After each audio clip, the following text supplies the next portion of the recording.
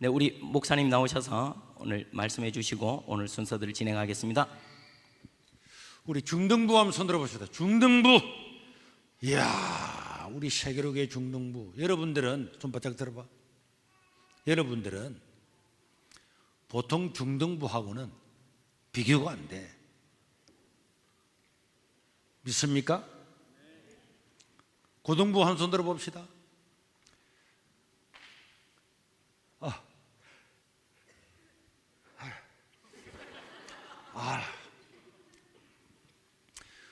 우리 중등부, 고등부 여러분들은 앞으로 한번 두고 봐봐.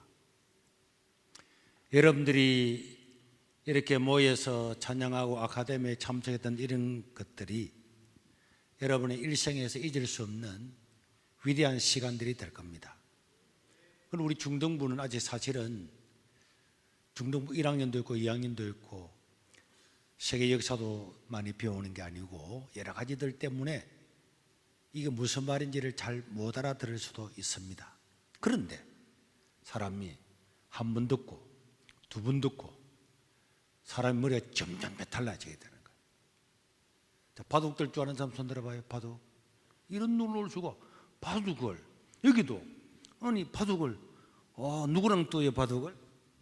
옛날에 맨 처음에는 할아버지가 알려주셔서 했었고 그 다음에는 애들이 할 줄 몰라서 못 해봤어요. 그래요. 바둑을 누구한테 배워서 누구하고 바둑을 떠요? 예, 학원에서 배워서 바둑 두는 사람들이랑 찾아서 바둑 두고 있습니다. 바둑 공부를 안 해보신 모양이죠? 네, 왜 바둑 공부를 안 했죠? 관심이 없어서. 앞으로 그런 바로 단문을 하지 말고 왜 내가 바둑을 두지 않느냐고 하면은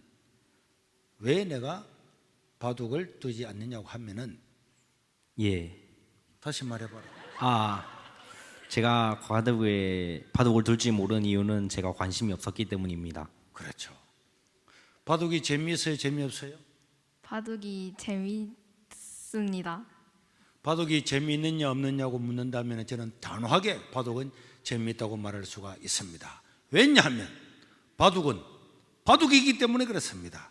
말을 갖다가 문장을 만들어서 말을 하는 거야. 바둑은 재미있어요? 재미없어요? 바둑이 재밌는지 재미없는지 물으셨는데 저는 재미있다고 생각합니다. 왜냐하면 바둑은 바둑이기 때문입니다. 머리도 좋네. 바로 다 외웠네. 바둑에서 가장 재미있는 부분은 어떤 것입니까? 바둑에서 가장 재밌는 부분은 말과 싸우면서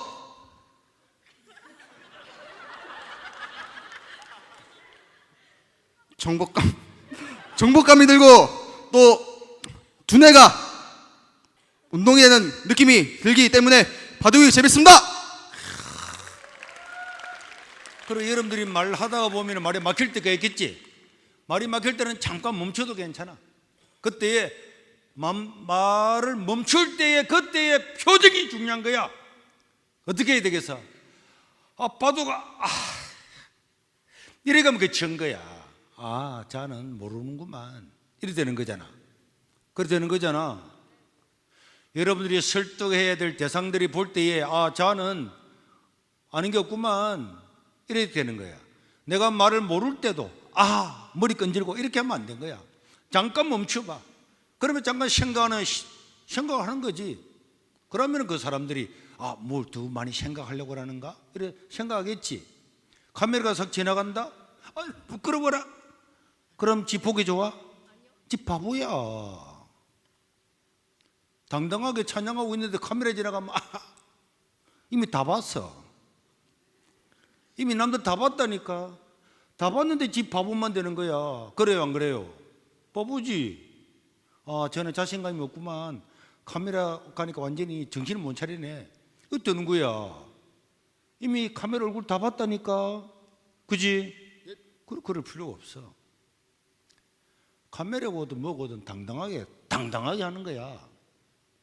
틀리면 틀린 대로, 맞으면 맞는 대로.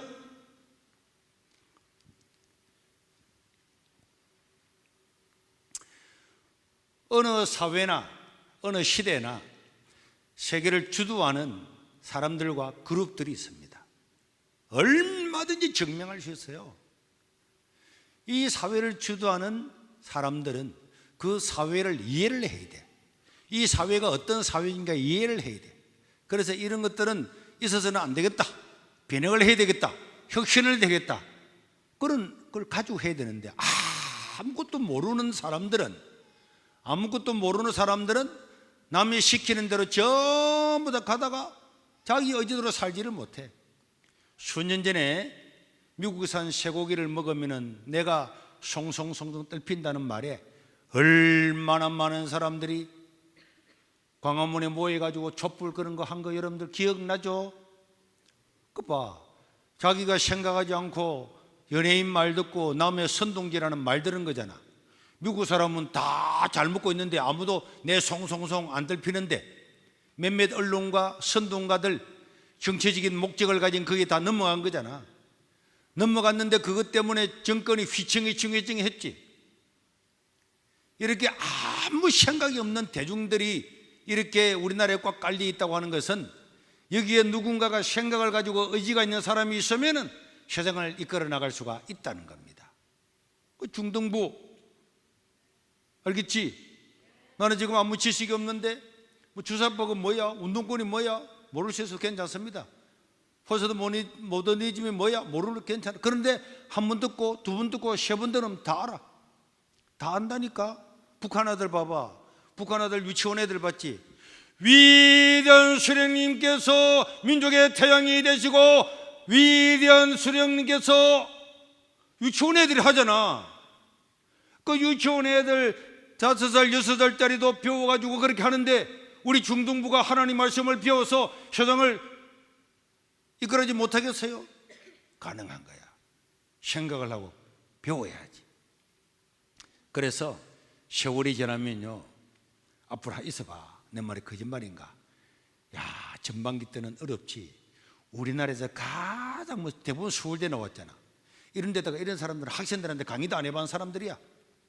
그냥 자기들끼리 쫙 주고받고 막 이런 사람들이야. 그래, 그런 사람들이 여기 와가지고 가니까 우리가 저 사람 뭐 하는 사람이야? 잘 모를 수도 있었잖아, 그지? 그런데 한 학기가 딱 지나고 나면 그 사람, 그 뭐 논설위원, 나도 신문에 논설 쓸 수 있겠어, 이래 된다니까. 아는 거는 같아? 내가 목사님 바둑 물어봤지. 바둑이 몇 급이지? 급수 없고 급수 없지? 그래, 나하고 좀 딱 맞겠구만. 목사님도요, 중3 때 바둑에 빠진 거야. 바둑이 재밌었어요. 낮에 일하고 낮에 산에 가서 나무 해가지고 저 고등학교 들어가는 그 겨울 방학 동안에 있었는데 밤이 되면은 바둑을 뜨러 가는 거야. 바둑을 뜨러 가면은 잠을 자려고 눈을 감으면은 천장에 다 바둑판이야. 바둑판이 팍. 그래가지고 여기에 남자 있고 여자 있잖아. 이 잡아먹고 싶어. 여기 아다리 해가지고 탁 빼가지고 죽이고. 또 여기 보자. 아니, 이거는 누가 오목두면 되겠네. 하나, 둘, 셋, 넷, 다섯, 오목. 막 이렇게 막 사람 머리 보면은 지금 바둑을 해가지고 흑 잡아먹고 백 잡아먹는 그런 생각밖에 안 나는 거야. 그런데도 목사님이 실력이 없었지. 그런데 한 번은 진짜 바둑을 잘 두는 고수가 왔어. 고수가 와가지고 바둑을 두 사람이 딱 두는데 보니까 우리하고 다른 거야. 우리는 여기 한 마리 놓고 여기 한 마리 놓고 여기 놓으면 여기 놓고 여기 놓고 여기 팍 바둑판이 이렇게 넓게 있어도 여기만 놓고 해가지고 잡아먹고 이겼다 이렇게 했는데 이 고수들은 그렇지 않더라고. 여기 하나 딱 놓고 말이야. 여기 하나 딱 놓고. 지금 뭐 하는 거야? 저 아무도 없는데 또 여기 하나 딱 놓고 딱 놓고 딱 놓고 딱딱딱딱 나오는데 나중에 보니까 싹 다 잡아먹는 거야. 이야, 그걸 한 이틀 동안 보고 난 다음에 내하고 원래 바둑을 두던 동기한테 가서 야, 바둑 한번 뜨자 했는데 내가 다 이겨버렸어요. 계속 남 잘 두는 사람 구경만 했는데도 이 사람하고 두니까 이거 게임이 안 되는 거야. 지는 아직도 여기 또 여기 전에 나는 여기 한 마리 놓고 여기 한 마리 놓고 집을 다 만들고 집을 만들고 해가지고 다 이기는 거야. 여러분들 중학생, 고등학생, 청년들, 우리가 여기서 하나님의 말씀을 듣고 좀 어렵게 보이지만은 이런 이야기를 듣고 남들이 듣지 못했던 이야기를 듣고 이래 하다 보면은 한 학기 지나고 이번 가을쯤 되면은 여러분들의 수준은 최소한 대학 1학년생에서 2학년 수준이 확실하게 됩니다. 중학생에. 정치, 사회, 경제, 문화, 사회를 보는 눈이 지금의 대학생들보다 확실하게 뛰어나게 될 겁니다. 그때가 되면은 여러분들이 왜 이런 일을 하는지, 우리가 어떤 길로 가야 될 건지, 우리가 어떻게 세계를 이끌어가야 될 건지, 우리가 어떻게 대한민국을 이끌어가야 될 건지 이걸 알게 된다니까. 알게 됩니다. 알게 됩니다. 그럼 재미있어. 책 보는 것도 재미있어. 아, 이런 거였구나. 수준이 쑥 올라간단 말이에요. 그러면은 여러분들 친구들하고 이야기하면 대화가 안 돼. 아, 너무 수준 낮아서 이야기가 안 돼. 진짜야. 뭐 역사와 사회와 이런 이야기를 하면 그 애들은 알아듣지를 못해. 그 애들은 뭐 연예인 이 정도밖에 몰라. 그런데 우리는 수준이 완전히 달라.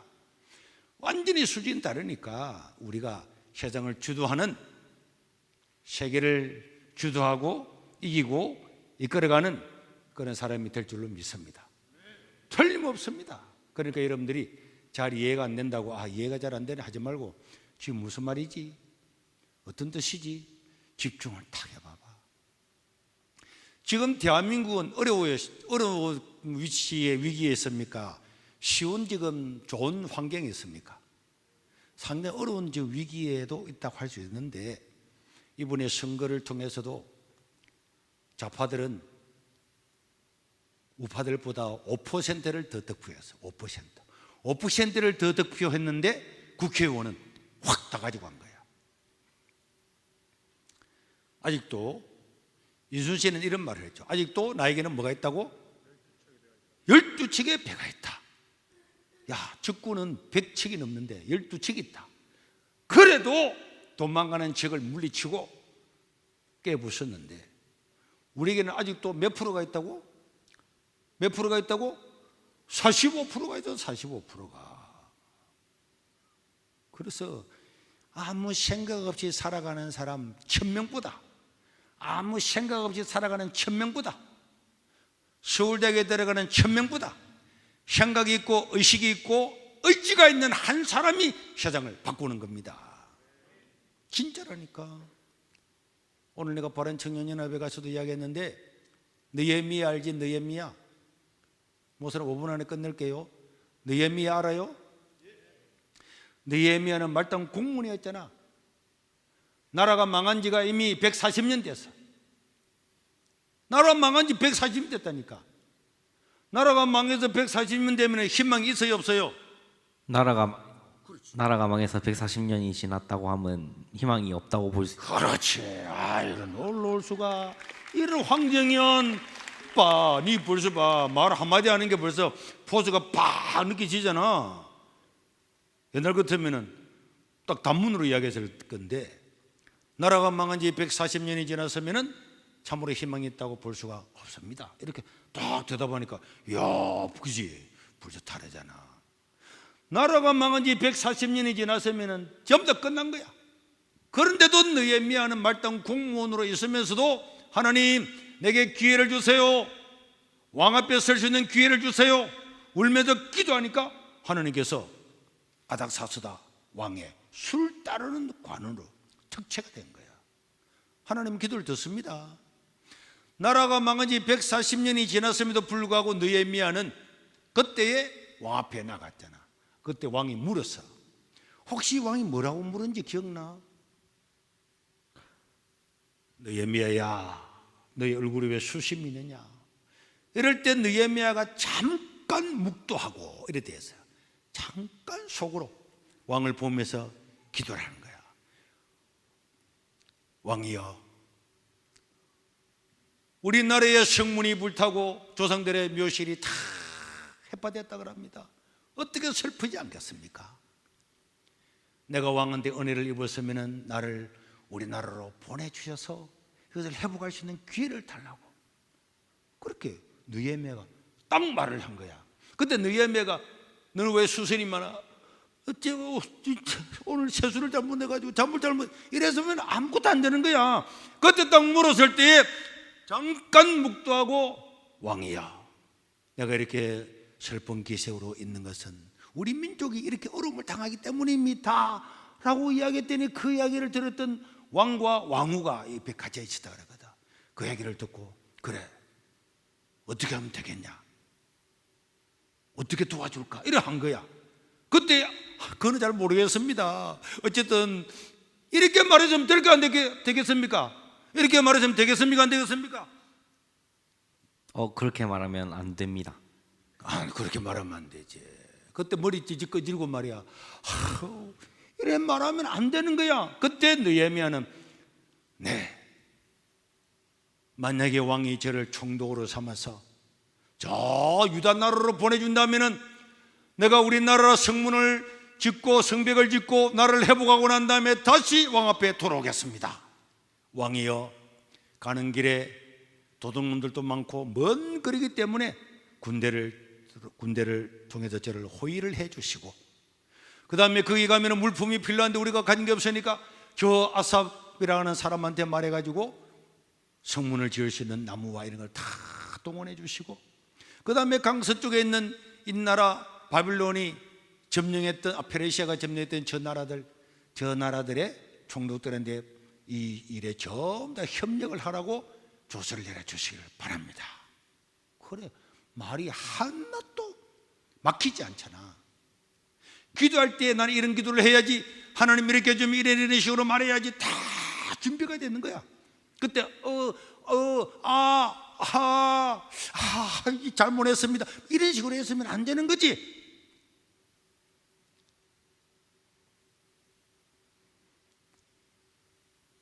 도원이 맹철 넣어다가 들어간 거야. 응? 왜? 맹철 더하는 게 뭐 쪽팔리는 거야? 빨리 타라. 준명이, 만약에 왕이 너를 총독으로 삼아준다면 너는 뭐라고 말을 하겠어? 잘 모르겠습니다. 잘 모를지라도 이런 말을 하면 안 된다 그랬지. 어떻게 말을 해야 된다고, 선우? 왕이 저를 총독으로 삼는다고 묻는다면에 대한 질문은 잘 모르겠습니다. 잘 몰라도 그래 해야지. 그래도 상상을 해봐. 백건우, 왕이 만약에 건우를 총독으로 삼아서 유다 나라를 보내준다면 뭘 하고 싶어? 왕이 저를 총독으로 삼는다면 저는 감사 인사 한번 올리고 유다 나라로 가겠습니다. 그래, 그런 것도 말해야 되는 거야. 너 목소리 진짜 좋네. 벌써요. 하람이,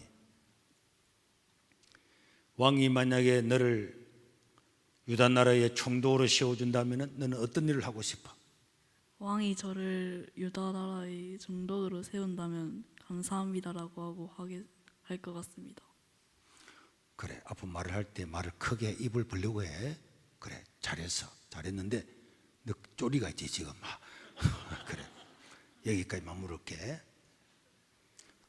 그래 봐, 느헤미야 한 사람이 갔는데 140년 동안 무너졌던 성벽을 며칠 만에 건축했다고요?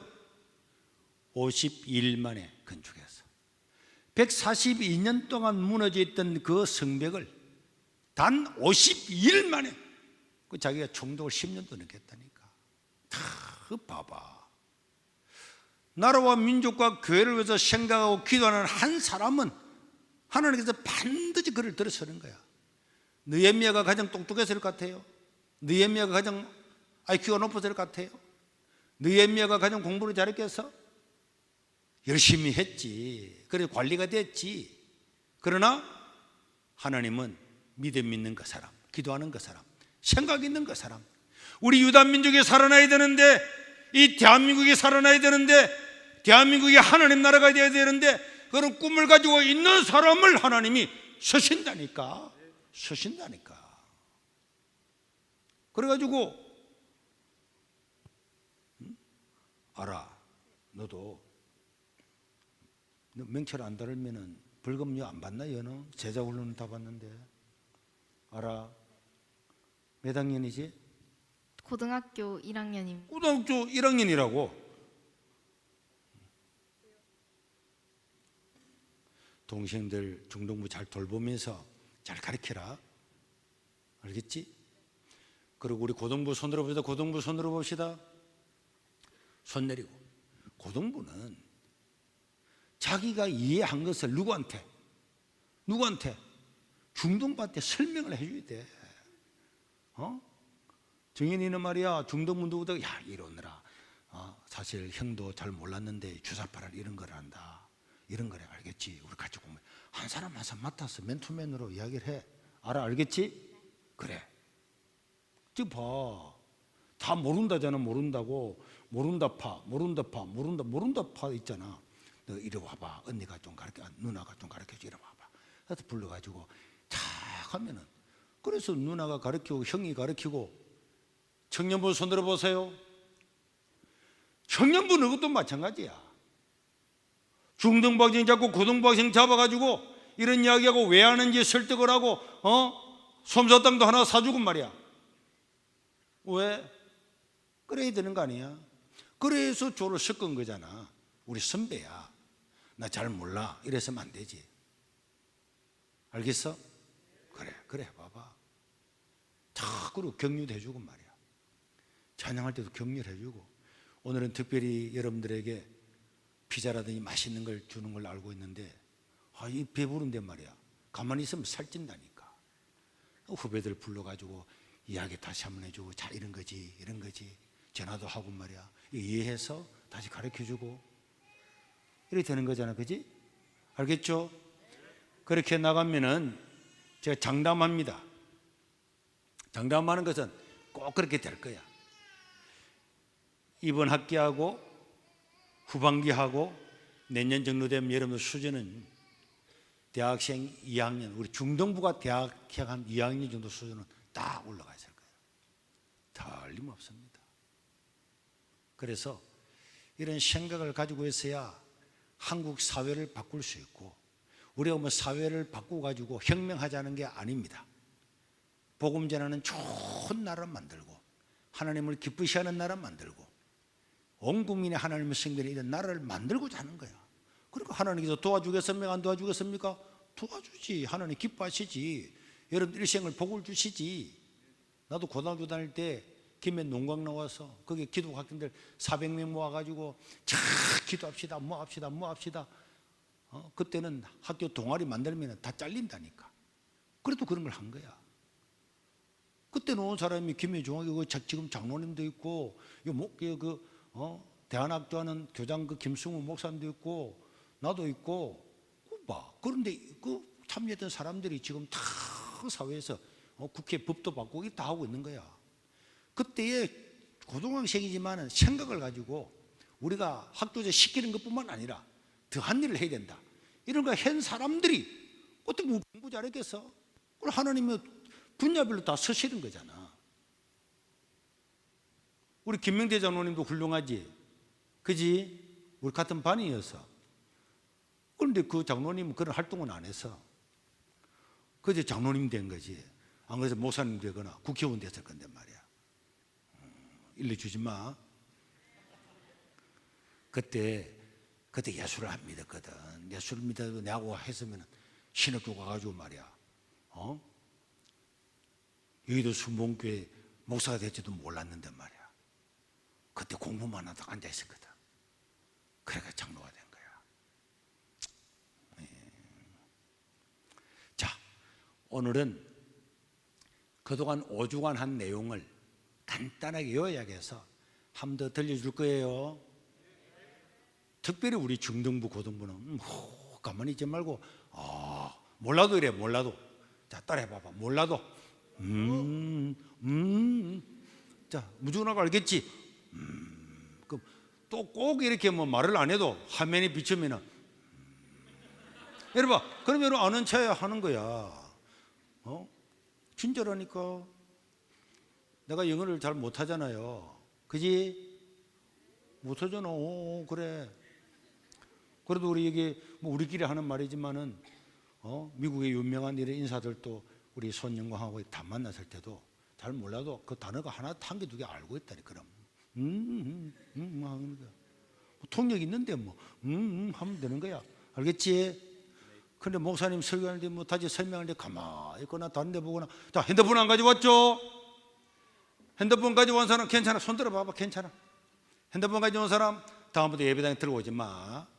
놔둘 데가 없으면 어떻게 하면 될까? 놔둘 데 없으면 행렬실에 다 맡겨놔. 자기가 핸드폰 나중에 다 안다니까. 알겠지? 그 앞으로 들고 오지 마. 왜냐하면 우리는 교육을 받는 사람이잖아. 우리가 핸드폰을 안 들고 와야 뭣도 모르고 들고 온 애들도 와 세계력은 안 들고 오네 하는데, 우리는 뭐 보진 않지만은 그래도 이게 놔둘 거야. 보기나 이 놔두면 다른 애들도 핸드폰 하는구나 이래 한다니까. 목사님은 컴퓨터가 없어요. 핸드폰 하나를 가지고 설교 같은 것부터 시작해서 검색이고 모든 걸 다 해. 핸드폰 하나를 가지고. 그래서 목사님이 내일 설교도 봐봐. 내일 설교 제목이 뭐지? 교회와 정치는 상관이 없다는 사탄의 점점점. 그때 다 나오는데 속지 말자 이런 뜻인데, 다 봐. 원고 다 적어놓은 거야.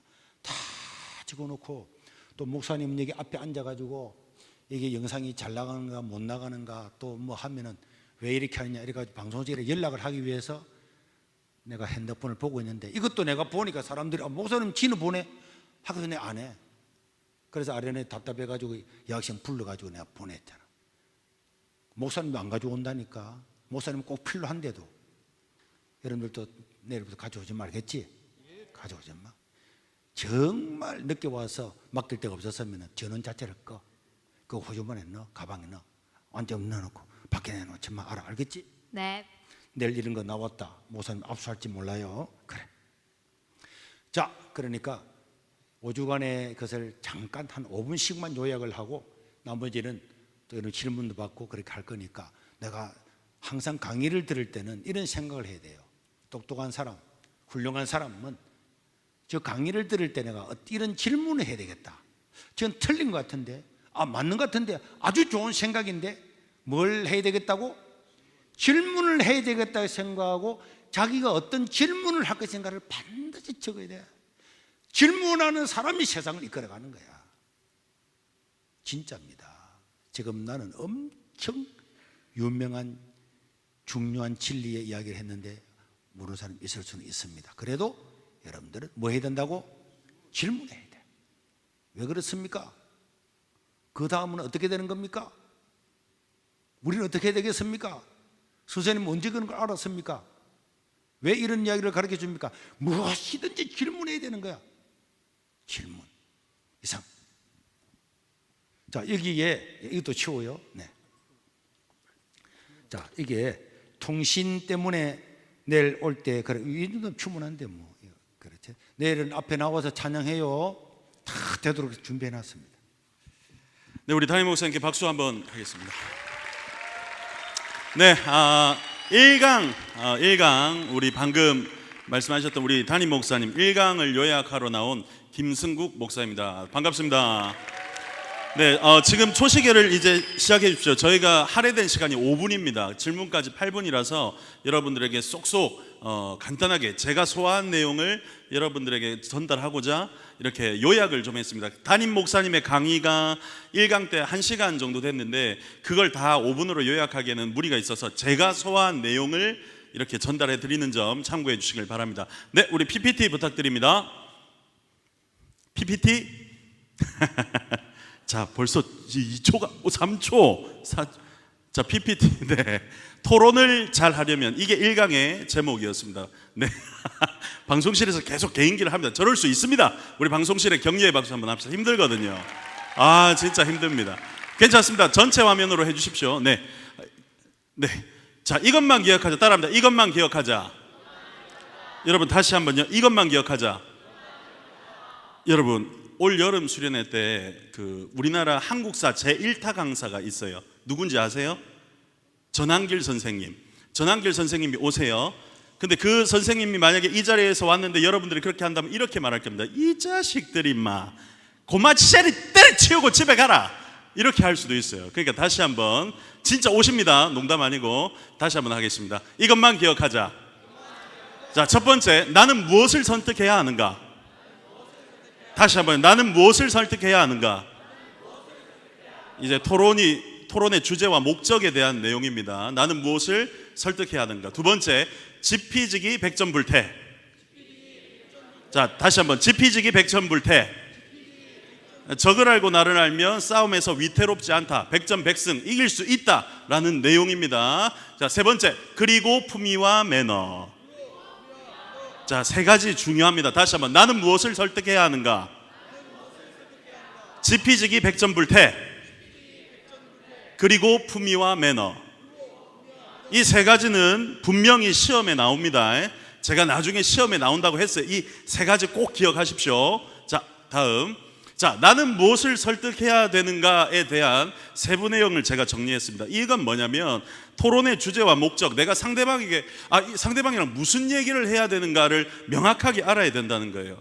제가 마이크를 하나 사고 싶습니다. 목사님, 이 마이크를 좀 바꿔야겠습니다에 대한 내용. 근데 마이크 바꾸러 갔는데 사실은 목사님 제가 요즘에 어려워가지고 제가 아파가지고 이런 얘기 하는 거 아니에요. 마이크를 바꾸려면 마이크에 대해서 얘기를 해야 돼요. 근데 많은 사람들이 의외로 이게 이 얘기를 하러 왔는데 이게 자꾸 논점이 흘러진다, 다른 데로 간다, 이런 이야기들이 있어요. 그래서 여러분, 토론의 주제와 목적이 무엇인지 명확하게 알아야 됩니다. 두 번째, 토론의 주제에 대한 여론과 일반적인 시선. 그러니까 우리가 이것에 대해서 얘기하면 다른 사람들 마이크에 대해서 얘기한다면 이런 마이크는 이런 느낌이지, 내일 내가 어디 가야 되는데 조퇴를 해야 된다, 조퇴하러 선생님한테 가서 말하면 선생님 분명히 이렇게 반응하지, 보통 아이들이 조퇴하러 선생님한테 가면 보통 분위기가 이렇지, 이런 일반적인 시선, 여론, 그리고 전문적인 공증된 자료, 정확한 수치 등의 자료, 이런 것을 명확하게 알아서 객관적인 정보를 필히 숙지하고 나서 이야기를 해야 된다는 것입니다. 그리고 미리 주제와 관련된 토론들을 찾아보고 어떤 주장으로 토론이 흘러가는지 예행 연습을 하는 것도 참으로 중요합니다.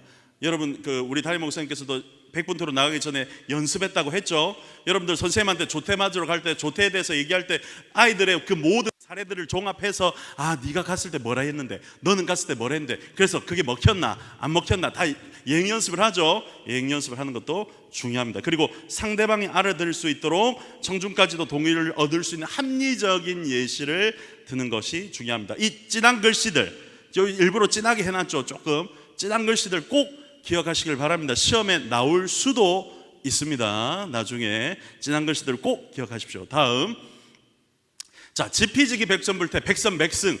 적을 알고 나를 알면 싸움에서 위태롭지 않다. 백전불태, 백전백승. 100번 싸워서 100번 이길 수 있다라는 건데, 자, 상대방을 아는 것입니다. 말 그대로 첫 번째, 나와 토론하는 상대가 어떤 사람인지 알아야 된다. 이게 중요합니다.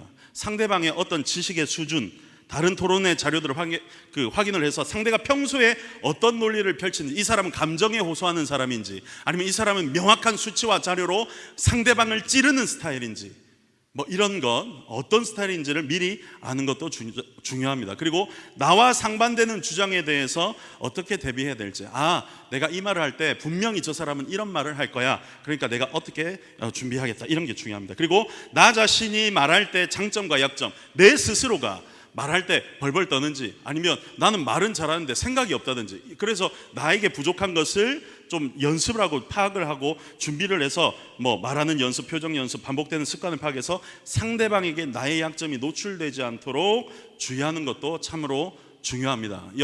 여기 진한 글씨들이 있죠. 이거 100% 시험에 나오니까 꼭 기억하시길 바랍니다. 자, 다음 마지막입니다. 그리고 품위와 매너입니다.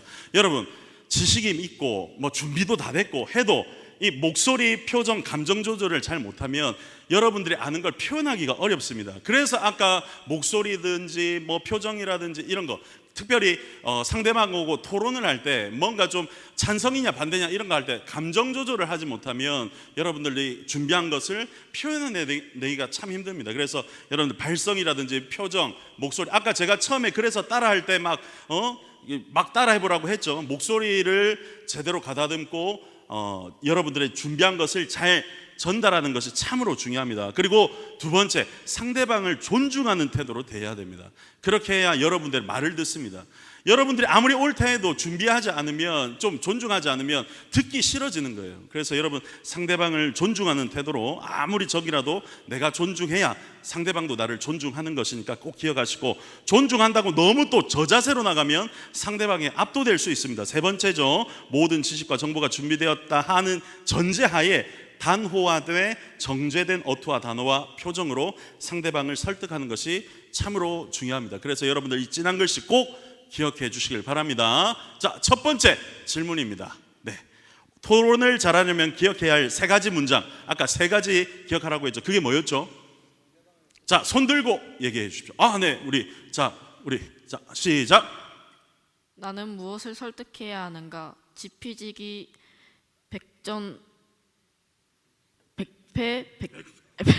백패 아니고 백전백승.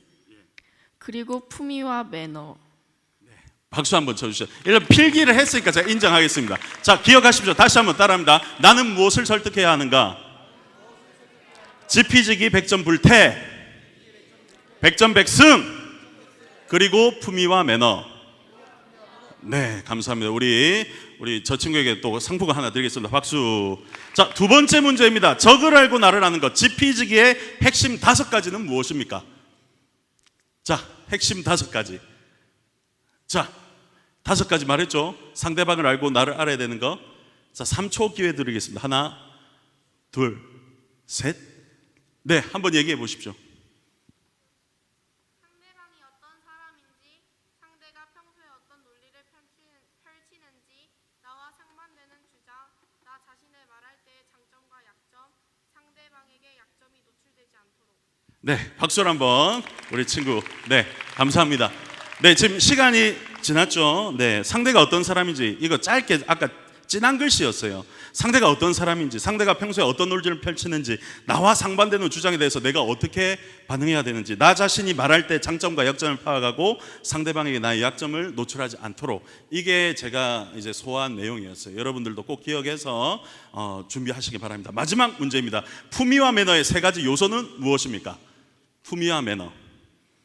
네, 했으니까 예. 크게 목소리, 감정, 표정을 중요시 여겨야 되고 상대방을 존중해야 하고 단호하되 정제된 어투와 단어, 표정을 지어야 됩니다. 맞습니다. 우리 박수. 우리 새 친구는 마치고 저한테 상품권 받아가십시오. 여러분, 이 마지막 내용은 있잖아요. 앞에 2가지가 되었을 때에 요거까지 되면 도움이 되는 겁니다. 나는 다 괜찮은데, 목소리도 괜찮고 하는데 이거 아무것도 생각이 없다. 그럼 말짱 꽝인 거예요. 앞에 2가지가 되고 마지막까지 되면 여러분들 누구와 이야기를 해도 상대방을 설득하거나 또 마음을 얻어낼 수 있는 모든 분들이 될 줄 믿습니다. 네, 여기까지 하겠습니다. 감사합니다.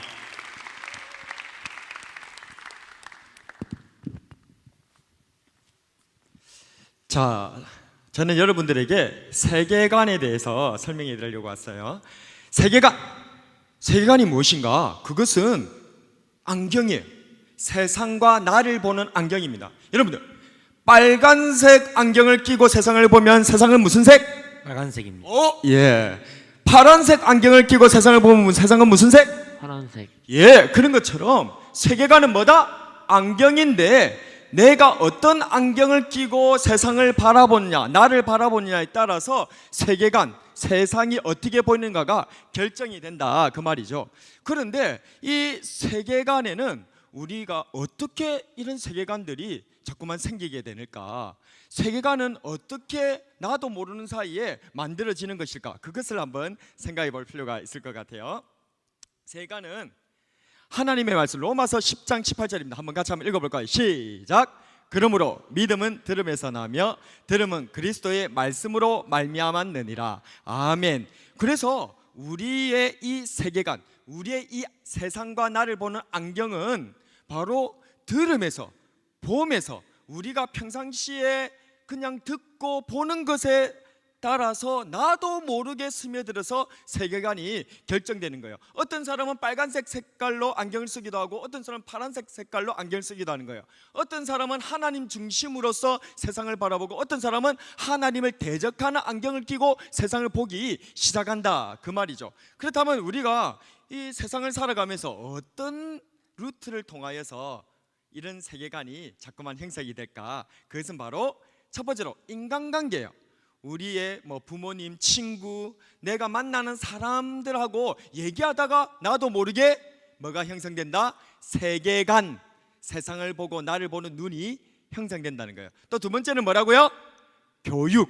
예, 학교에서 배우고 아니면 학원에서 배우고 또 교회에서 배우고 이런 것들을 통하여서 나도 모르게 세상과 나를 보는 뭐가 생긴다? 안경, 세계관이 생긴다는 거예요. 또 세 번째 한번 읽어볼까요? 뭐라고요?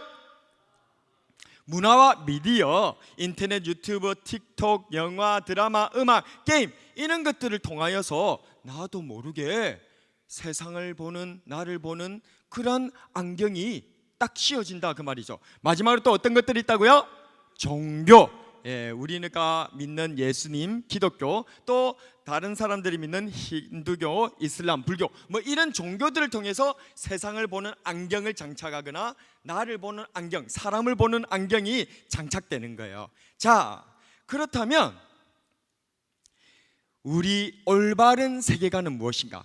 그것은 뭐라고요? 같이 읽어볼까요? 올바른 세계관은 성경적 세계관이라는 거예요.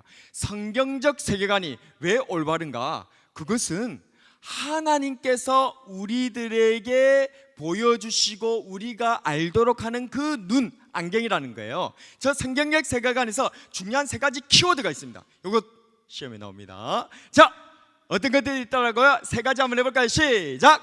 창조, 타락, 구속입니다. 예, 성경적 세계관, 하나님께서 보여주시는 올바른 세계관, 우리가 갖춰야 될 그 눈은 바로 창조, 하나님께서 이 세상 만물을 창조하셨다는 거예요.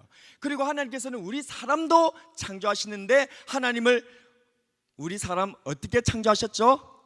하나님의 형상대로, 하나님의 형상대로 창조하셨어요. 그래서 사람은 하나님의 형상대로 창조되었기 때문에 존귀한 존재예요.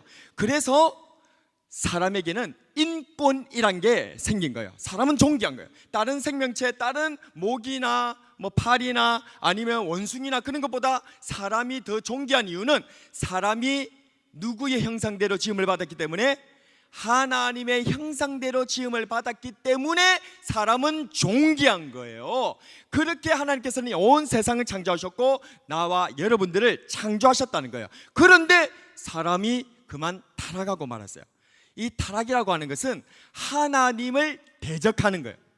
하나님이 되려고 하고 스스로 구원하려고 하는 그러한 일들이 바로 이 사람이 타락했다는 거예요. 이 타락으로 말미암아서 사람은 점점점 악하게 되어지고, 그래서 결국 죄를 지어서 지옥에 갈 수밖에 없는 그러한 존재로 잘 나가게 되었다는 거죠. 그런데 이제 세 번째가 뭐죠?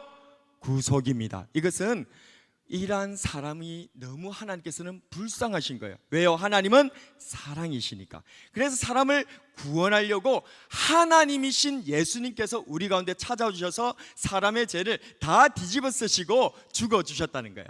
그래서 예수님을 믿는 우리들은 하나님의 자녀가 되고 또 구원을 받아서 하나님 안에서 천국으로 가게 되어지는 놀라운 은혜를 누리게 되었다. 이것이 구속입니다. 그래서 성경적 세계관의 세 가지 키워드는 뭐라고요?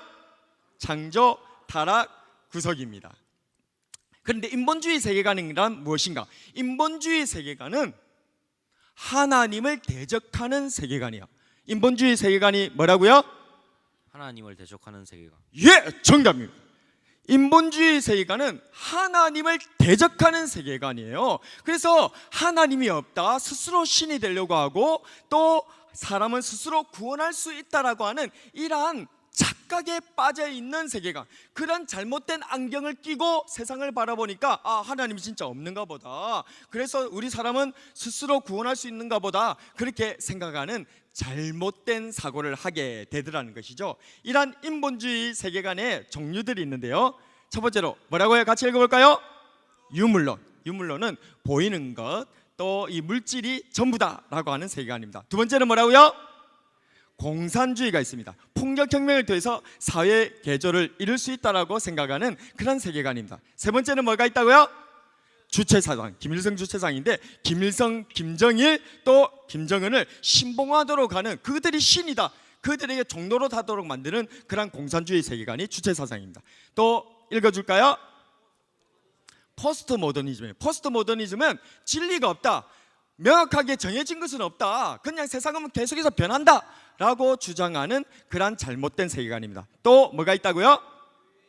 뉴에이지는 명상이나 요가 등을 통하여서 스스로 신이 될 수 있다, 우리 스스로 구원할 수 있다라고 착각하게 만드는 잘못된 세계관입니다. 마지막으로 이슬람은 폭력 테러를 통해서도 신에게 복종하려고 하는 종교적 세계관인데요. 굉장히 무서운 그런 세계관이죠. 지금 기독교 세계관을 굉장히 위협하고 있는 잘못된 세계관, 대표적인 세계관들에 대해서 우리가 같이 알아봤습니다. 잠언 14장 12절 같이 한번 읽어볼까요? 시작! 어떤 길은 사람의 보기에 바르나 필경은 사망의 길이니라. 아멘. 이런 것들로서 잘못된 안경, 세상과 나를 보는 잘못된 세계관을 장착한 사람들은 이런 눈으로 보니까 자기네들 생각에는 이것이 올바른 것이라고 착각할 수 있지만 이 모든 것은 필경은 사망의 길이 된다는 것이죠. 세계관, 인본주의 세계관의 결말을 한번 볼까요? 자, 읽어볼까요? 시작! 제약의 굴레 속에 반복된 인류 역사.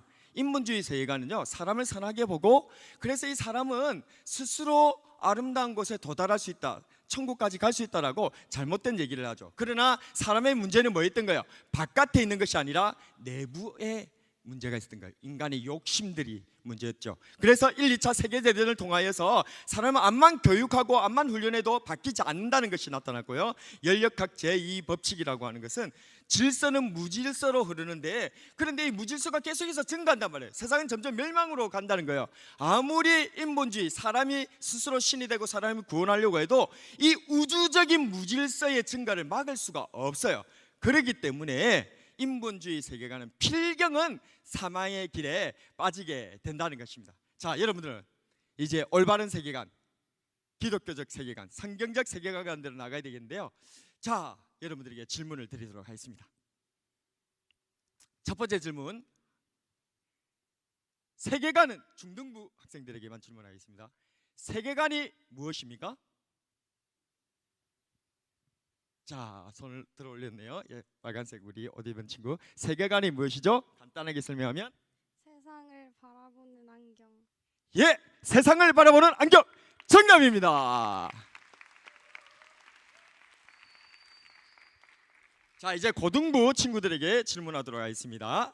성경적 세계관의 핵심 키워드 3가지 단어 있었죠?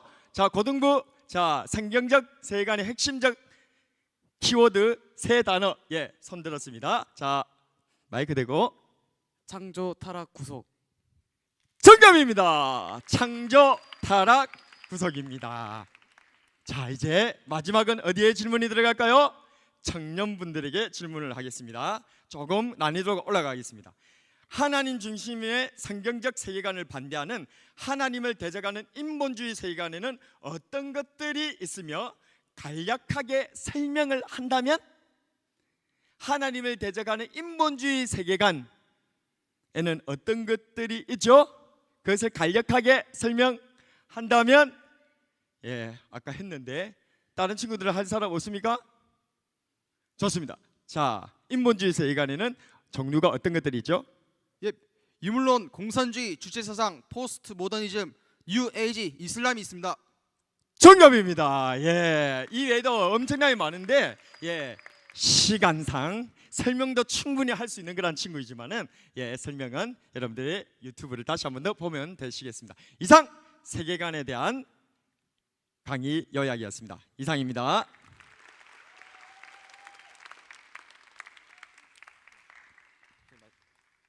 네, 반갑습니다.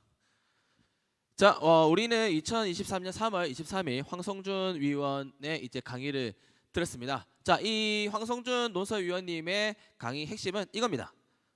자, 대한민국 사람들이 해조선이라고 말하면서 지금 이 나라에 대해서 굉장히 불만이 많지만, 사실 지금 대한민국은 한반도 역사상 가장 살기 좋은 나라이며, 이렇게 된 것은 미국 선교사님들 중심의 친미 괴합화가 있었기 때문이다. 이게 강의의 핵심이었어요. 그래서 이것을 말하기 위해서 총 3가지를 말씀하셨는데, 먼저 첫 번째로 무엇을 말씀하셨냐면, 일제 강점기 이전에 조선이 얼마나 살기 어려운 나라였는지를 설명하고 있어요. 첫 번째, 신분 제도가 너무나 엄격했는데 그 당시에 양반은 10%, 그리고 중위는 10%, 상위는 30%, 나머지 50%가 누구라고요?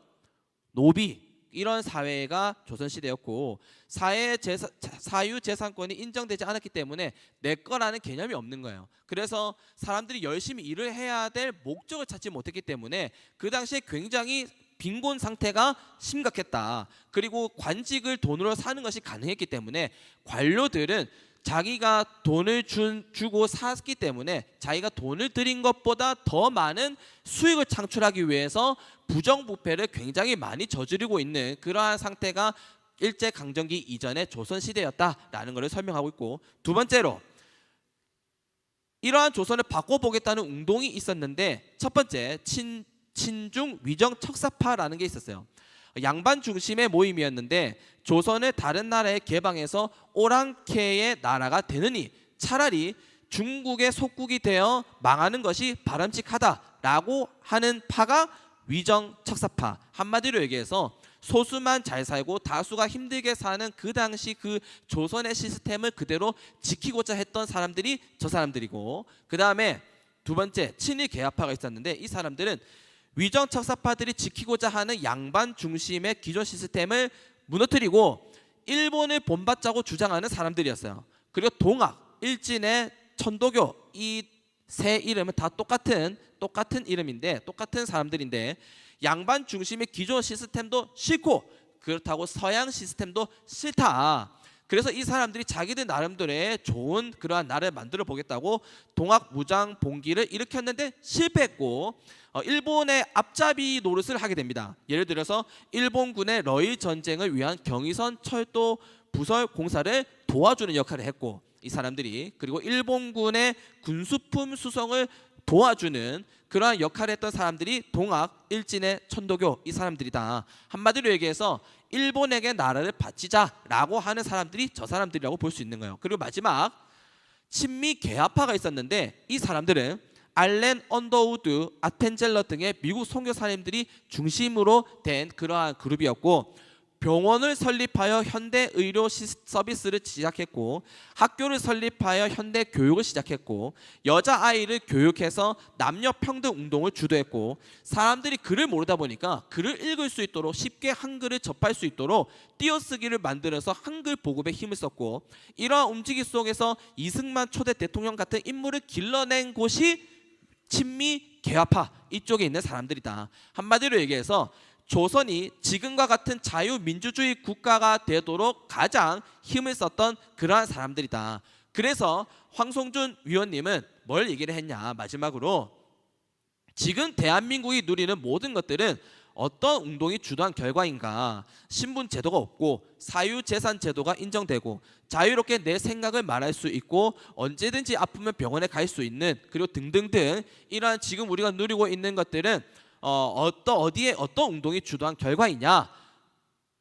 답은 미국 선교사님들 중심의 친미 계합파의 결과이다. 그리고 그렇기 때문에 보수주의 가치를 기억하고 우리는 이 그러한 보수주의 가치를 잘 지켜내야 된다라는 게 황성준 논설위원님의 핵심이었습니다. 이해됐죠? 제가 제일 빨리 끝날 것 같은데, 자 퀴즈 갑니다. 자, 첫 번째 퀴즈 질문. 일제강점기 이전 청년들한테 퀴즈 줄게요. 일제강점기 이전 조선에는 어떤 어려움이 있었을까요? 뭐가 있었을까요?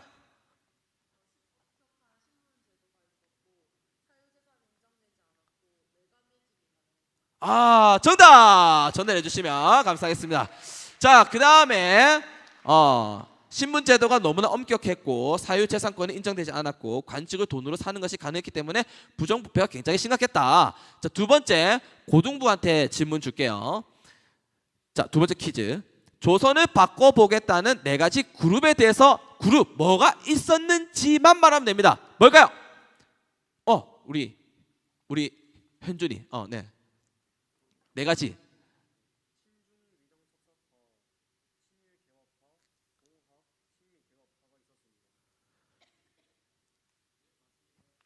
왜 화면 어디 갔지? 자, 정답. 아, 친중 위정 척사파가 있었고 친일 개화파가 있었고 동학 일진의 천도교 그리고 친미 개화파가 있었습니다. 자, 마지막 질문은 우리 중동부 우리 친구들한테 주도록 하겠습니다. 자, 마지막 질문은 뭐냐?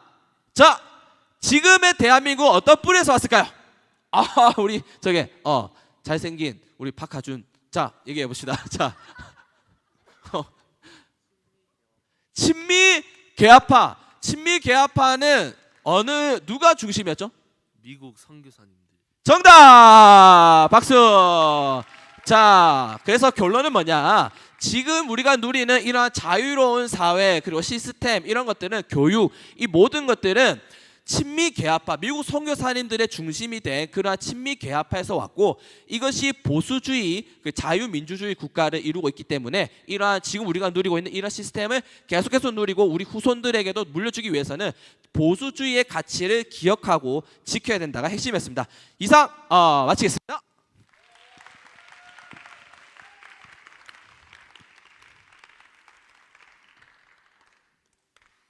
자, 우리 강의의 집중력을 더하기 위해서 우리 기지개 한번 펴도록 하겠습니다. 네, 감사합니다.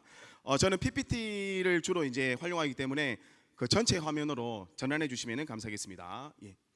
오늘은 운동권이란 무엇인가에 대하여서 함께 나누기를 원합니다. 우리 운동권이란 무엇인가에 대하여서 우리 다음 화면 보여주시죠.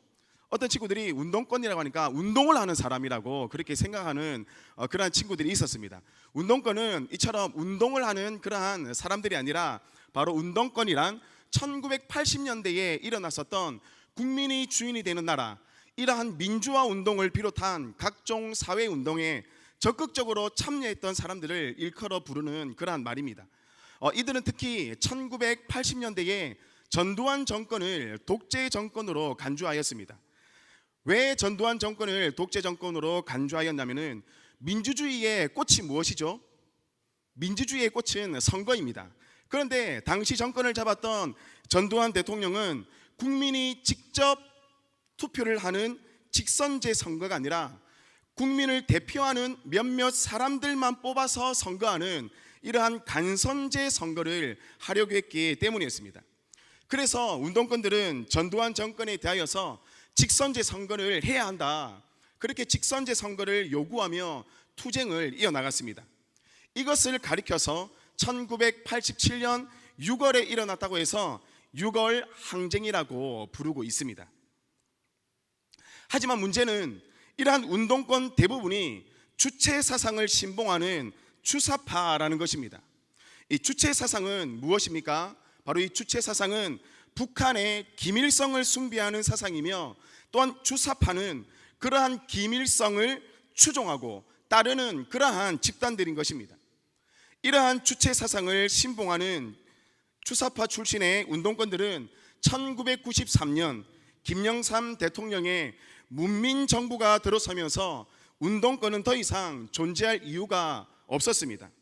왜냐하면 그들이 그동안 싸우고 무너뜨려야 할 대상이었던 독재 정권이 사라지고 이제 민주화가 이루어졌기 때문이었습니다.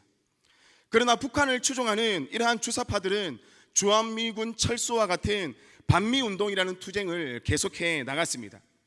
그리고 이들은 더 나아가서 대한민국의 건국을 부정을 하였습니다. 대한민국이 언제 정부 수립되었는지 아시는 친구 있습니까? 큰 소리로 한번 얘기해 주시겠어요? 1948년 8월 15일.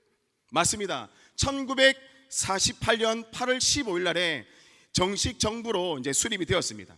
이승만 초대 대통령이 미국의 도움으로 건국된 나라입니다. 그런데 이 주사파들은 이승만 건국 대통령을 친일파라고 왜곡하기 시작했습니다. 그래서 대한민국은 친일파가 세운 나라라고 그들은 생각을 하였습니다. 그리고 이에 더 나아가서 북한은 어떠한 사람들이 세운 나라라고 생각했을까요? 북한은 항일 무장 투쟁 세력, 일본을 대항하여서 싸웠던 항일 무장 투쟁 세력이 세웠다라는 그러한 생각을 갖게 되었습니다. 그래서 이러한 주사파들은 북한과 또한 대한민국의 통일은 대한민국 주도로 이루어지는 것이 아니라 북한 주도의 통일이 되어야 한다라고 생각을 했던 것입니다. 이것이 바로 주사파들이 가진 사상이었고 그들의 이념이었습니다.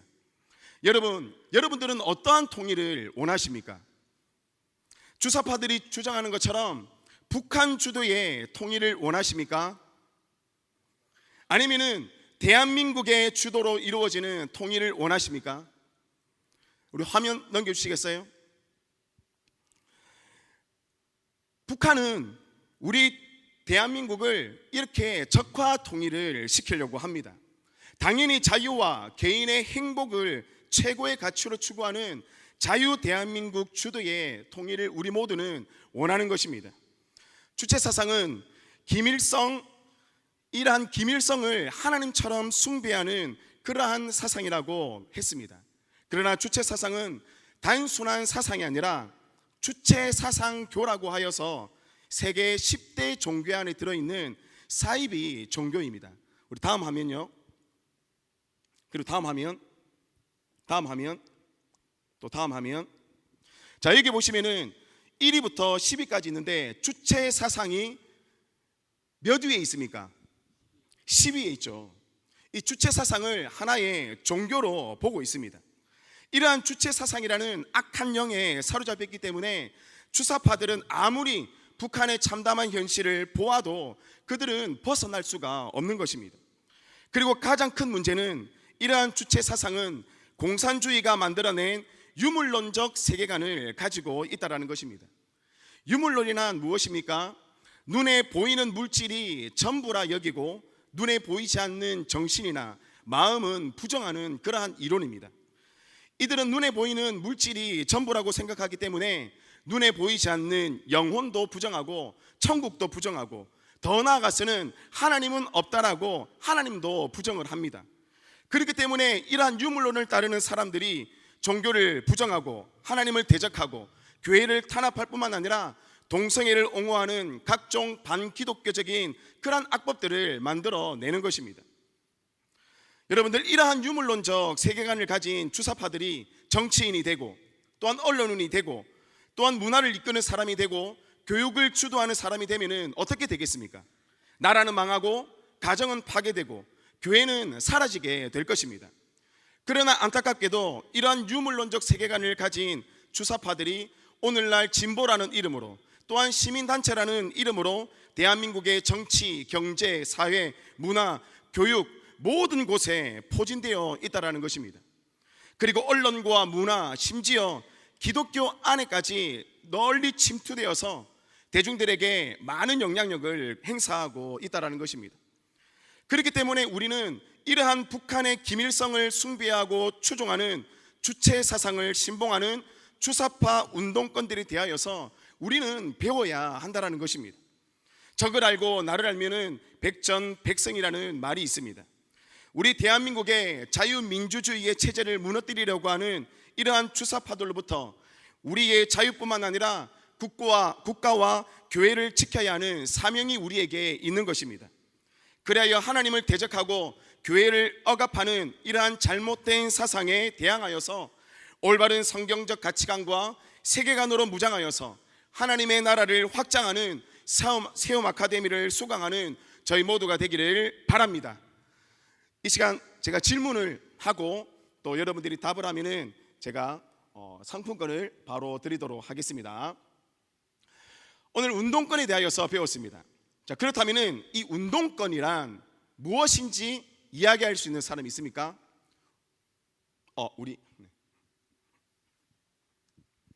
자, 운동권이란 1980년에 일어난 민주화 운동을 비롯한 각종 사회 운동에 참여한 사람들을. 예, 맞습니다. 1980년도에 일어났었던 민주화 운동과 또한 각종 사회 운동에 또한 참여했던 그런 사람들을 가리키고 있습니다. 나중에 드릴게요. 그리고 두 번째입니다. 주체 사상이란 무엇일까요? 우리 저 뒤에. 네. 자, 주체 사상이란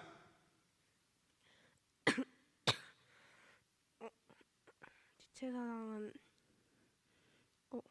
뭐야? 한국은 땡!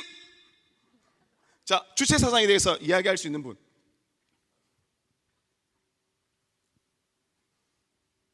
주체 사상. 자, 주체 사상 한번 따라해 보실까요? 주체 사상은 북한 김일성을 숭배하는 사상이다. 자, 그렇다면 주사파가 무엇일까요? 주사파. 주사파에 대해서 얘기할 수 있는 질문. 네, 일어서서 크게 한번 외치시기 바랍니다.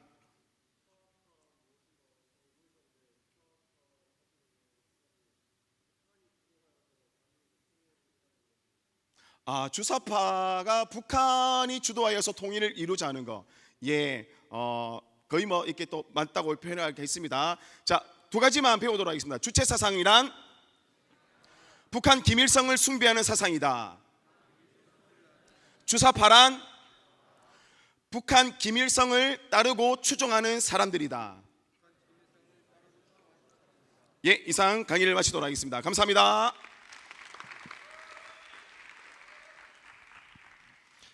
예, 마지막이기 때문에 한 번 더 우리 기지개 한번 펴봅시다. 마지막. 자, 기지개 한번 펴보고요. 자, 저는 다시 이승만으로 한 번 더 또 리뷰하는 시간 가져보겠습니다. 한번 PPT 아까처럼 전체 화면으로 띄워주시면 감사하겠습니다. 여러분, 대한민국의 건국은 1919년 4월 13일일까요? 아니면 1948년 8월 15일일까요? 여러분, 이 질문이 참 중요합니다. 아까 그런데 누가 얘기했죠? 1948년 8월 15일이다 그렇게 얘기를 했는데, 이 논쟁이 왜 건국 논쟁이 있냐면 1919년 4월 13일이 우리 대한민국의 건국이다 한다면 대한민국의 임시 정식이 아니라 어떤 임시정부를 우리는 계승한다 이렇게 볼 수 있습니다. 그리고 임시정부 건립에 크게 기여했던 김구 선생님을 우리는 국부로 세운다 그렇게 말을 한다는 겁니다. 그런데 이 주장을 하는 사람들을 보면은 북한을 떠받드는 방금 우리가 배웠던 종북좌파, 주사파 그 사람들이 하는 주장이라는 거죠. 자, 그러면 1948년 8월 15일에 건국일이다 이렇게 얘기를 하는 사람들도 있습니다. 유엔 결의를 통해서 남한 단독 정부가 수립된 날이다. 대한민국 초대 대통령인 이승만을 우리는 국보로 생각한다. 이렇게 주장을 하는 사람들입니다.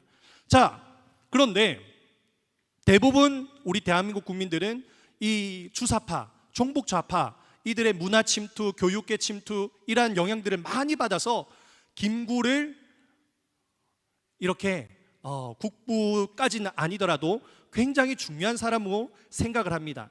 그러면서 주체 사상 가진 이들이 하는 일이 뭐냐면 같이 해보자. 이승만 지우기.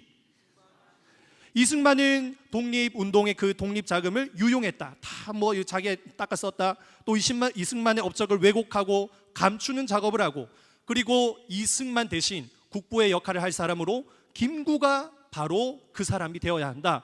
그러한 주장을 한다는 겁니다. 1948년 이승만 대통령 취임으로 남한 단독 정부 세워진 이것을 부정하고 대한민국 전통성을 부인하는 말을 이 주사파들이 한다라는 겁니다. 하지만 여러분, 대한민국의 국부는 누구죠? 지금 주사파에서 가려져서 우리는 제대로 된 걸 볼 수 없었지만 진짜 우리가 말하는 국부는 누구죠? 크게 보자. 이승만 대통령이 국부, 우리의 아버지입니다. 여러분, 이승만 대통령은 세계사적으로, 문명사적으로 굉장히 거인이십니다. 그리고 놀랍게도 기독교 신앙을 가지고 있는 리더라는 것입니다. 자, 우리 암울한 그 조선 말기로 한번 다시 가봅시다. 이때 상황들이 어떻습니까? 황관, 척신 세력이 권력을 마음대로 휘두르고 매간매직 사는 거 얘기 아까 했죠. 뇌물로 국고가 부족하고 형벌이 가혹하고 끔찍하고 군법이 심각하게 해이함. 그래서 종합적으로 어떻다? 엉망진창의 조선 말기였다는 것입니다. 그런데 이 조선 말기 가운데 어떤 일들이 일어나냐면 미국 선교사들이 조선 땅에 들어오게 됩니다. 선교사들이 기독교 복음을 가지고 들어왔다는 거죠. 이들이 누굽니까? 선교사들은 복음을 전하는 것은 물론 실제적인 것들, 병원을 짓는 것, 근대식 학교를 세우는 것, 이런 일들을 했다는 것입니다. 선교사 알렌 광해원을 세우고, 그 광해원이 지금의 뭐죠? 세브란스 병원. 그리고 선교사 스크랜튼은 이화학당을 세웠는데 지금의 어떤 학교죠? 이화 여자 대학교. 이렇게 근대식 병원과 학교를 세웠다는 겁니다. 자, 이 대표적인 인물들이 이제 게일, 알렌, 언더우드, 에비슨 이런 미국 선교사님들인데, 이분들이 주목한 조선 사람이 있습니다. 그 사람이 누구냐? 다 같이 시작.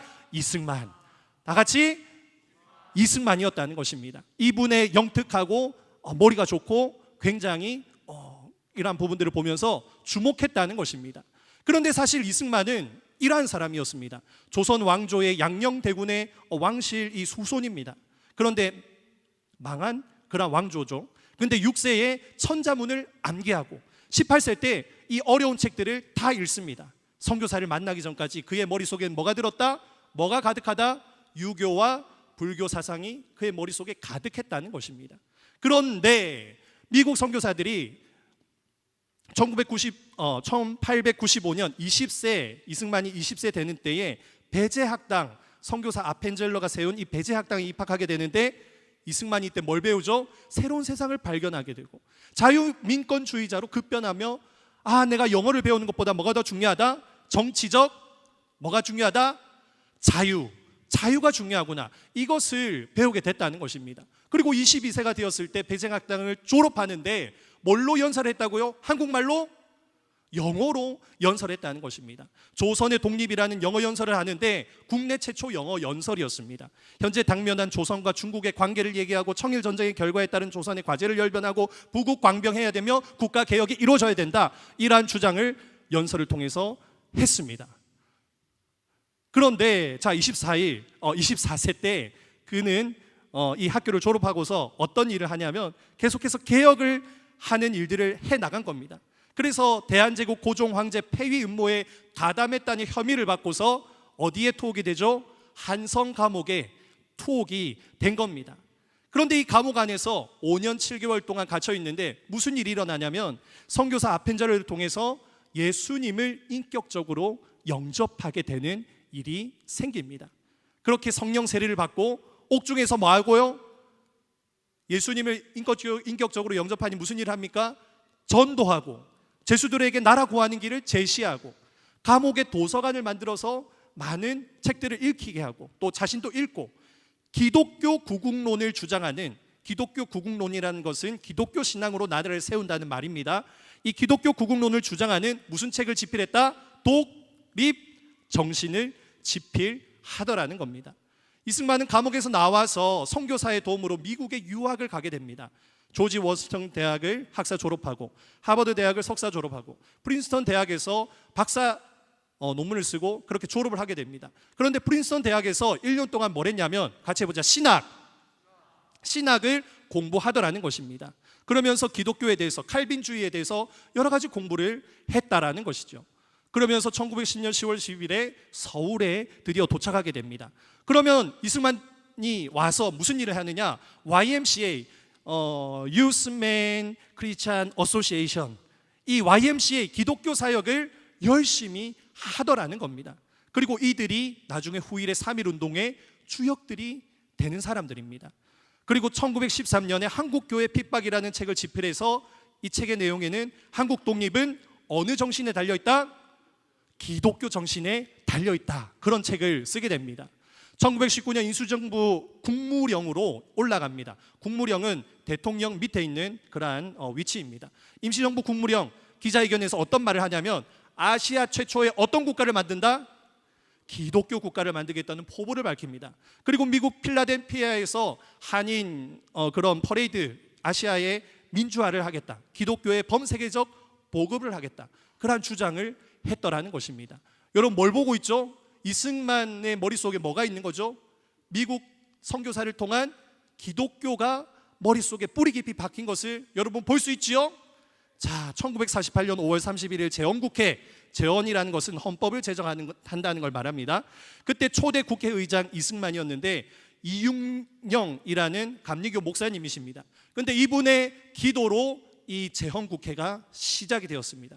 그리고 1948년 드디어 8월 15일 대한민국 정부를 수립하면서 초대 대통령 이승만으로 건국 5기둥 같이 한번 읽어봅시다. 시작. 자유민주주의, 자유시장 경제, 한미동맹, 기독교 입국론, 반공민주주의. 반공은 반공산주의, 안티커뮤니즘, 반공민주주의를 하더라는 것입니다. 여러분, 김구가 우리의 국부입니까? 김구가 중요한 사람입니까? 아니라는 거죠. 대한민국 국부, 세계사적으로 문명사적으로 거인이신 기독교 신앙의 지도자 우리 이승만 대통령을 우리는 분명히 알아야 한다는 것입니다. 자, 우리 문제 나갑니다. 유교, 불교에 심취한 이승만에게 기독교와 자유를 깨닫게 한 이들은 누군지 우리 중등부 친구들 한번 대상으로 맞춰봅시다. 자, 중등부, 네, 우리 중등부 친구예요. 누가 알려줬을까? 미국 선교사님들이 알려줬다고 생각합니다. 정답. 네, 맞습니다. 자, 두 번째 문제 가봅시다. 초대 대통령 이승만이 세운 건국의 우리 대한민국의 건국의 5기둥 중 3가지를 한번 고등부 친구들이 한번 말해 보겠습니다. 네, 윤서. 자, 윤서. 자, 3가지는 무엇이었을까요? 자유민주주의, 기독교 입국론, 그리고 한미동맹. 정답. 네. 굉장히 중요한 이념들입니다. 공산주의자들이 다 이렇게 싫어하는 이념들이죠. 자, 마지막 3번째 문제. 청년들 대상으로 하겠습니다. 왜 종북 좌파는 김구를 국부로 주장을 할까요? 네. 이승만 대통령을 부정하면서 대한민국 건국의 정신을 자체를 부정하기 위해서 대체자로 김구를 국부로 세웠습니다. 예, 맞습니다. 맞습니다. 더 많은 내용들이 있지요. 그죠? 자, 우리 박수하면서 우리 마무리하도록 하겠습니다. 감사합니다.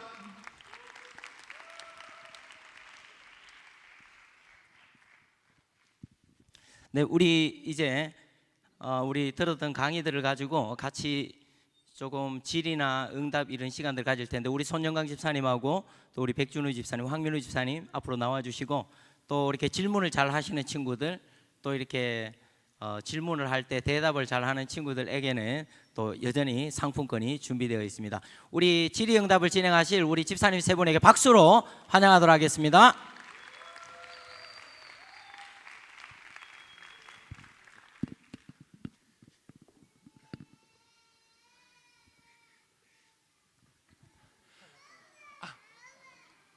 좀 이따 보자, 좀 이따.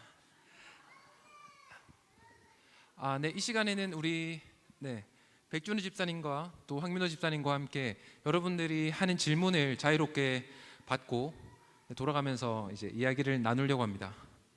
또 지금 마찬가지로 선물이 준비되어 있습니다. 질문을 하시는 분들에게 선물이 있습니다. 손 들고 질문해 주시면 이제 돌아가면서 질문을 받도록 하겠습니다.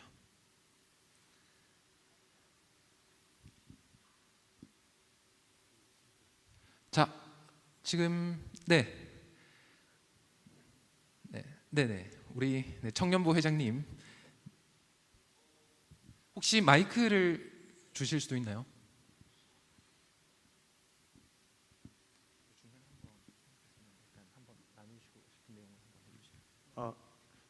아까 인본주의 세계관에서 연력학 제2법칙이 있었는데 이게 정확히 어떤 건지 자세히 설명해 주셨으면 감사하겠습니다. 네네. 혹시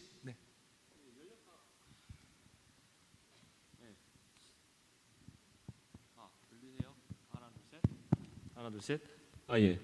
연력학 제1법칙이 엔탈피라고 전체 에너지는 변하지 않는다라는 거고요. 연력학 제2법칙은 엔트로피라고 무지소도는 항상 증가하는 방향으로 간다라는 개념입니다. 이해가 되시나요? 조금만 더 자세히. 그러니까 인간은 완벽하지가 않고 가만 놔두면 무질서도 엉망으로 될 수밖에 없다라는 개념입니다. 모든 자연 이치가 전부 다 뭔가 잡고 있지 않으면 항상 무질서도로 엉망으로 갈 수밖에 없다는 그런 자연 법칙입니다. 네, 대표적으로 보통 말할 때 이제 가만히 방을 놔두면 청소를 안 하면 자연스럽게 어지러워지잖아요. 이제 그런 것처럼 자연 현상들도 다 이제 그렇다고 이제 이해하시면 되고 이제 불변하는 법칙 중에 하나입니다.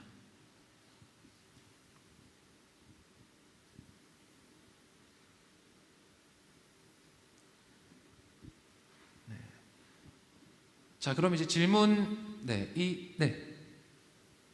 중간에 김태범. 질문이 2가지가 있습니다. 저희 이름은 김태범이라고 하고 질문이 2가지가 있습니다.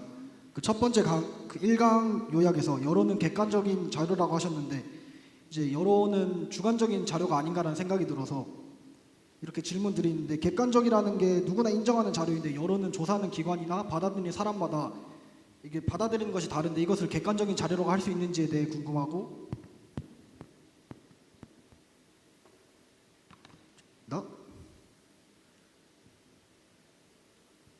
그리고 두 번째로는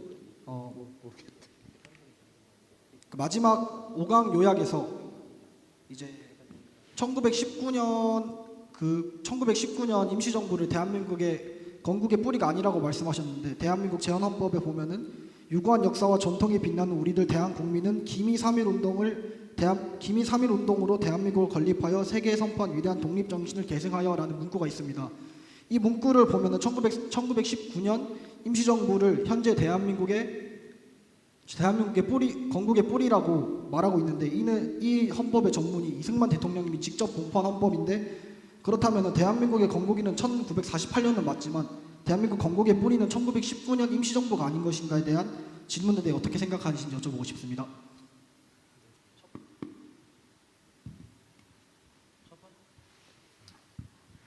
네, 첫 번째 질문 울려서 잘 못 들었는데 다시 한번 말씀해 주실래요?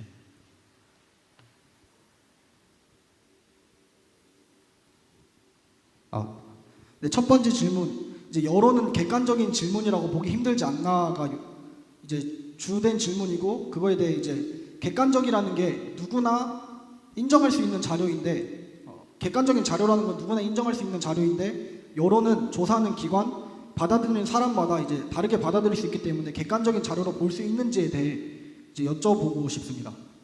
여론조사 말씀하시는 거죠? 예, 맞습니다. 객관적인 자료라고 하는 것은 보통 공신력 있는 기관에서 발표하는 통계와 수치를 근거로 한 자료를 말하는 겁니다. 그런데 여론조사도 어떻게 보면 그 상대방들의 의견들을 취합해서 통계로 낼 수가 있는 거긴 한데, 여론조사에서는 여러 가지 왜곡될 수 있는 현상들이 있죠. 첫 번째로는 질문의 의도가 어떤 식으로 가느냐에 따라서 달라질 수가 있는 거예요. 예컨대 이번 총선의 경우에도 뭐 단일화를 하거나 누가 적합하냐 물었을 때 당신은 이 중에서 누구를 뽑을 것인가 라는 질문과 그 다음에 단일화 후보로서 누가 적합한 것인가 라고 물었을 때 대답은 달라질 수가 있거든요. 또 다른 한편으로 여론조사 혹시 전화 받아보신 분 있어요? 여기서? 네, 전화 받고 대답을 하신 분, 아니면 전화 받고 끊으신 분, 네, 끊은 분들도 많아요. 그렇기 때문에 여론조사라는 것이 100% 정확하게 통계를 낼 수 있다고 볼 수 없는 것이고, 그래서 이번에 총선 때도 방송 3사가 6시에 출구조사를 발표를 했는데 그 출구조사 결과와 실제 개표 결과는 많이 차이가 났었던 거예요. 그렇기 때문에 여론조사라는 것은 100% 정확한 객관적인 자료라고는 볼 수가 없습니다. 네, 그리고 이제 그 토론에서 이제 자료를 사용한다고 하면 이게 100% 객관적인 게 있을까라고 했을 때 약간 아닐 수도 있어요. 그리고 모든 사람이 동의하는 객관적인 자료라고 하는 거는 어쩌면 없을지도 몰라요. 이제 어떤 거 왜 그 자료만 가지고 오냐 이렇게 주장할 수도 있죠. 그래서 이제 아까 전에 그 자료를 다시 한번 보시면 청중이 이해할 만한 그런 자료를 이제 또 준비하라고 되어 있거든요. 그래서 일반 사람들이 봤을 때 예를 들어서 우리가 서울 지하철만 해도 1년에 36억 5천만 명이 타고 다닌다 이렇게 하면 그 숫자가 10% 20% 정도 다르다고 할지라도 아니 교회는 20명이 있는데 그래도 하루에 뭐 수천만 명이 타고 다니고 맞죠? 그리고 이게 이제 365일 다니면 몇십억 타고 다니는 거잖아요. 근데 확실히 이상하다라고 이제 누구나 수긍할 만한 이제 그런 데이터를 잘 선택해서 가지고 오는 게 중요한 것 같습니다. 그리고 두 번째 질문으로 주셨던 1948년 건국에 대해서는 혹시 우리 지금 헌법 전문을 보면 1919년에 이 임시정부를 이제 계승한다고 되어 있죠. 그런데 우리가 임시정부라고 하는 거는 이제 그래도 여전히 임시정부라는 거는 이해를 할 필요가 있습니다. 물론 이제 우리가 그것을 계승하기 때문에 1919년이 우리나라의 나라, 그러니까 대한민국이 만들어진 나라가 아닌가라고 이제 우리가 주장할 수도 있을지 모르겠지만, 그런데 어떤 국가가 성립되기 위해서는 영토가 있어야 되고요. 그리고 국민이 있어야 되고 주권이 있어야 돼요. 그런데 우리가 1919년에 임시정부라고 하는데 우리 1919년에 우리에게 주권이 있었나? 우리가 임시정부라고 하는 공식 직함을 가지고 전 세계 대상으로 외교를 할 수 있다던가 할 수 있는 그런 주권이 있었나? 없었습니다. 그래서 이제 공식적인 나라 혹은 정부가 될 수는 없기 때문에 우리가 임시정부라고 부르는 거 하나 있고요. 하나 더 이제 또 말씀드리자면, 아 그래 우리가 인정을 하고 그래 한번 1919년을 우리 대한민국의 건국의 기초가 됐다라고 인정을 한다고 하면요, 거기에도 누가 있냐? 이승만 대통령이 있습니다. 1919년 건국에 그 당시에 이제 임시정부의 대통령이 초대 대통령 누구였냐 하면 마찬가지로 이승만 대통령이었습니다. 네, 이렇게 대답할 수 있겠습니다. 네, 또 다음 질문. 자, 앞에서부터 먼저 가겠습니다.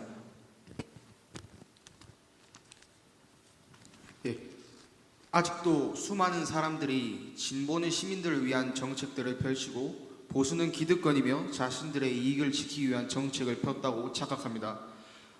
최근에는 반대 사항도 많이 생겨나고 있는데 왜 이 생각은 언제 어떻게 생겼으며 왜 평범한 시민들은 아직도 이렇게 생각할까요? 또한 이런 사람들을 어떤 논리로 설득하는 것이 가장 좋은 방법일까요?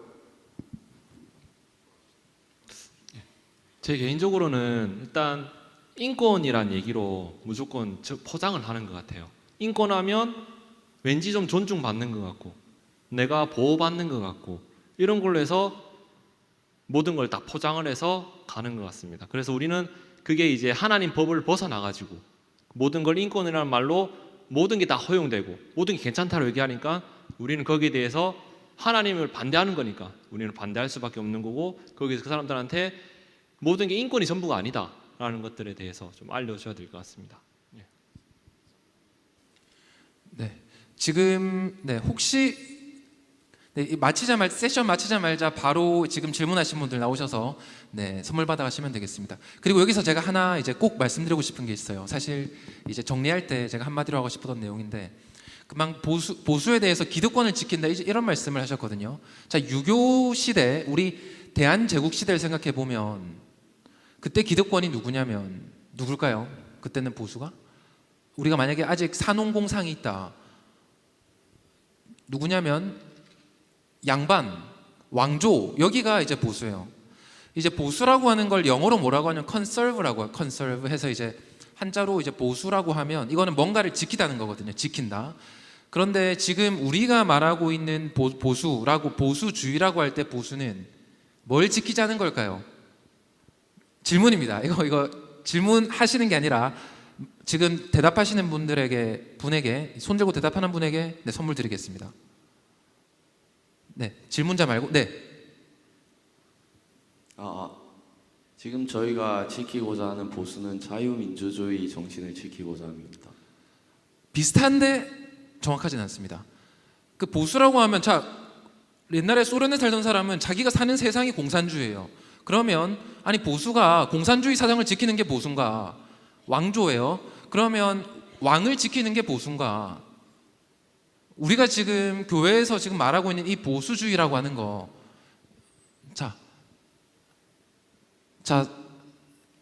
다 뒤에 먼저, 목사님 뒤에.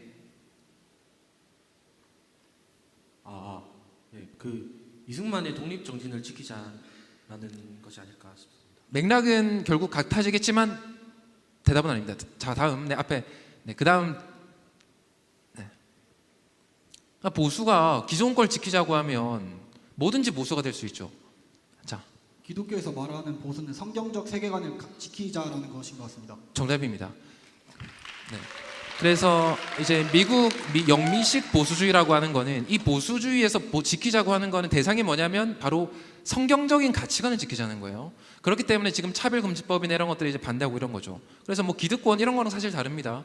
그래서 이제 독립정신을 보면 이렇게 말하고 있어요. 이승만 대통령이 이 성경이라고 하는 것이 전해지고 하니까 사람들 사이에 혁명사상의 풍조가 생기더라. 그래서 이승만 대통령이 남녀 평등 만들었죠. 여자도 투표하게 만들었죠. 당시로 치면 완전히 진보적인 거예요. 완전히 혁명적인 겁니다. 그래서 우리가 말하는 이 보수주의라는 거에 대해서 이제 단어에 대한 오해를 우리가 안 하는 거, 그리고 설명할 줄 아는 거, 이게 굉장히 중요하겠습니다.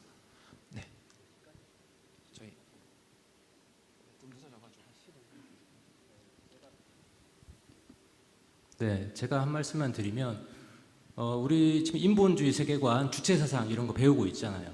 왜 배울까요? 지난주에 담임 목사님께도 말씀하셨었는데 그런 사람들이 단지 본인들만 그런 사상과 생각을 가지고 있으면 아무런 상관이 없어요. 그런데 그 사람들이 그 반대되는 우리 성경적, 기독교적 가치관을 갖고 있는 우리 교회와 기독교를 공격하고 있기 때문에 우리가 그들을 알아야 되는 겁니다. 이게 실제로 지금 소송에서 벌어지고 있어요.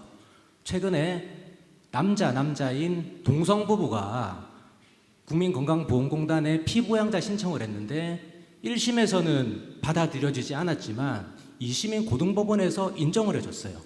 그래서 상고를 해서 지금 대법원에서 재판이 진행 중에 있습니다. 또 다른 한편으로 극동방송에서 몇 년 전에 차별금지법에 대해서 이 법이 통과되면 어떤 문제가 발생할 것인지에 대해서 토론을 했는데 반대되는 의견만 집중적으로 얘기했다고 해서 주의 처분을 내렸어요. 방통위에서. 거기에 대해서 이의 신청을 했는데 1심에서 패소했고 2심에서 패소했고 현재 3심 대법원에서 진행 중에 있습니다. 현재 우리 일상에서 소송에서 재판에서 벌어지고 있어요. 이게 만약에 최종적인 대법원 판단으로 무너지게 되면 그 다음 차례들은 이제 동성부부 결혼을 허용해 줄 것이고 혼인신고 받아들여지지 않았을 때 취소 소송을 제기할 것이고 하나하나 무너져 나가게 되는 거예요. 그렇기 때문에 이 인본주의 세계관과 또 주체사상, 상대방이 어떤 생각을 가지고 있고 어떠한 무기를 가지고 우리를 공격하고 있는지를 우리가 배워야 되는 겁니다. 그래서 앞으로 다음 주부터 진행되는 그런 강의에도 이런 기본적인 맥락과 인식을 가지고 여러분들께서 강의를 들으시면 훨씬 도움이 될 것입니다. 네, 또 지금 변호사시고 법조인이시기 때문에 그 현장에서 일어나는 일들을 너무나 잘 알고 계세요. 네, 이게 정말로 무슨 우리가 현실과 동떨어진 이야기를 하는 게 아니라 여러분들이 마주한 현실이라는 거 아셨으면 좋겠습니다. 네, 다음 질문. 네, 아까 전에도 손 들었는데 마스크 끼고. 강의 내용에서는 나오지 않는 내용이긴 한데 제가 학교 시간에 ESG 경영에 대해서 배웠었는데 지난 조별 모임 때 전기차 회사인 테슬라가 친환경적임에도 불구하고 바이든 정부를 지지하지 않아서 매우 낮은 점수를 받았다고 들었는데 ESG 경영의 개념, 문제점 그리고 조심해야 될 점을 알고 싶습니다. 네, 상당히 훌륭합니다. 상당히 쉽지 않은 질문인데 혹시 ESG 그 개념은 알고 계신가요? Environment, Social Governance라고 지속가능 경영이라고 알고 있는데 제가 학교 수업에 들었을 때는 되게 긍정적으로 받아들였는데 저번 조별 모임 때 바이든 정부를 지지하지 않아서 그래서 문제점을 느꼈습니다. 거기서 말하는 개념들도 바라보는 시각에 따라서 상대적일 수가 있어요. 그렇죠? 그래서 평가할 때도 마찬가지인데, 근데 최근에 기업들에 요구되는 그런 사회적 책임이라든지 그런 환경적인 부분을 그 개념에서만 국한해서 설명하면 괜찮은데 이게 정부와 정치적인 색깔로 판단이 들어가게 되면 거기에 따라서 평가는 완전 달라질 수가 있단 말이에요. 그렇기 때문에 미국에서는 바이든 정부가 진보를 표방하는 정부이고 그렇게 되면 그 정부에서 바라보는 가치관과 정부의 정책에 따라서 기업들을 평가해서 그 정부의 기업 평가가 나오게 되면 당연히 기업의 매출과 이윤에도 영향을 끼치게 되겠죠.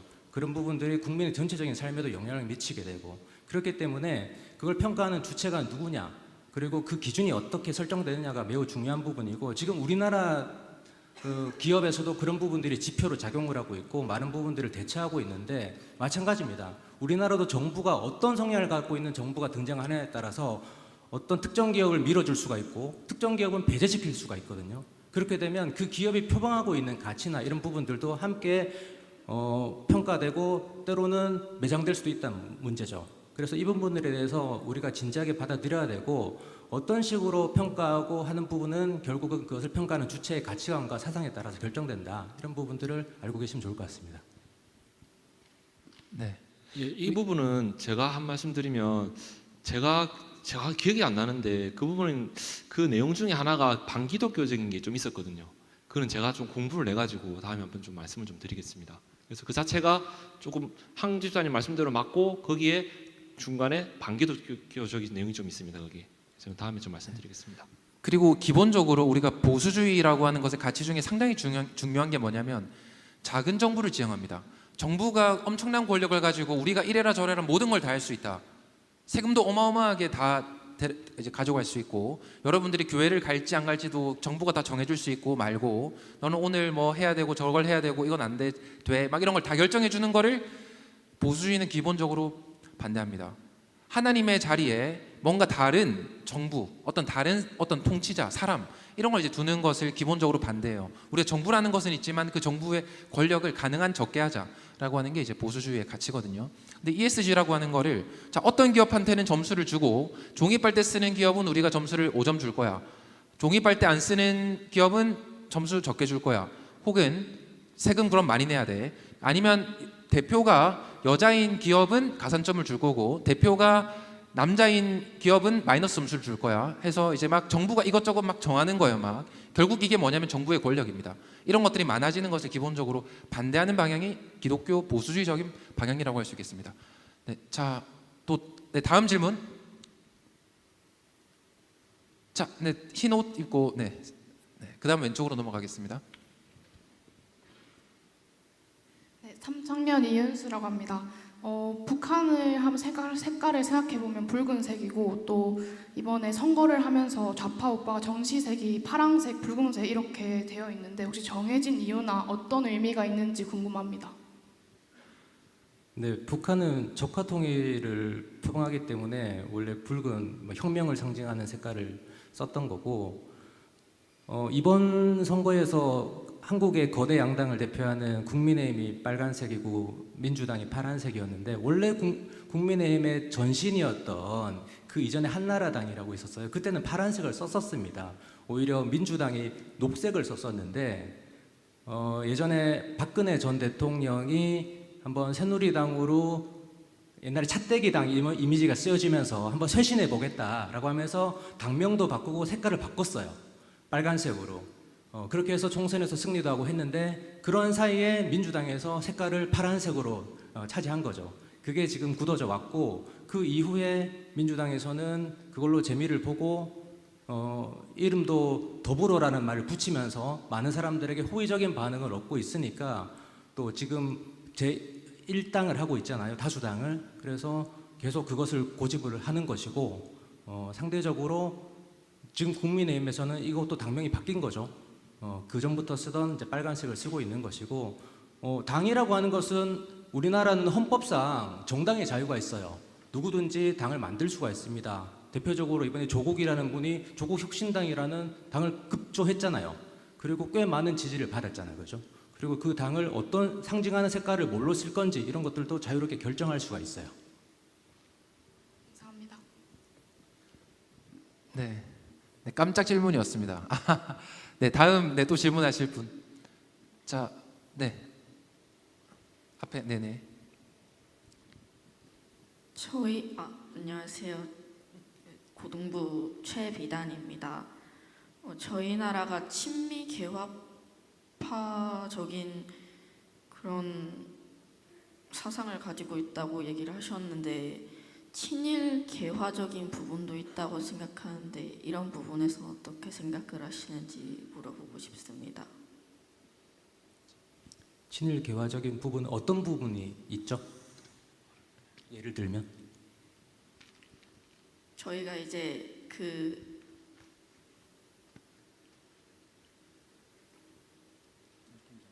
통치를 받으면서 이제 들어온 여러 가지가 있잖아요.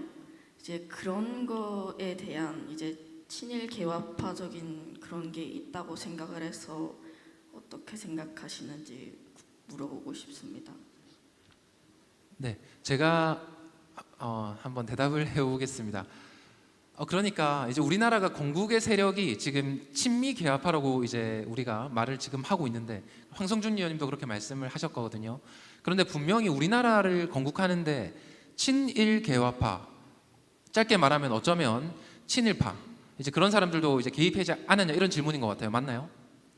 네네. 그거에 대해서 대답을 하자면, 우리 1948년도 처음 국회의원을 뽑았잖아요. 300명을 뽑는데 이제 그때 보면 부칙 조항이 우리가 사실 일본이라는 땅에 어떤 사람들은 태어나서 그 살고 있는 거예요.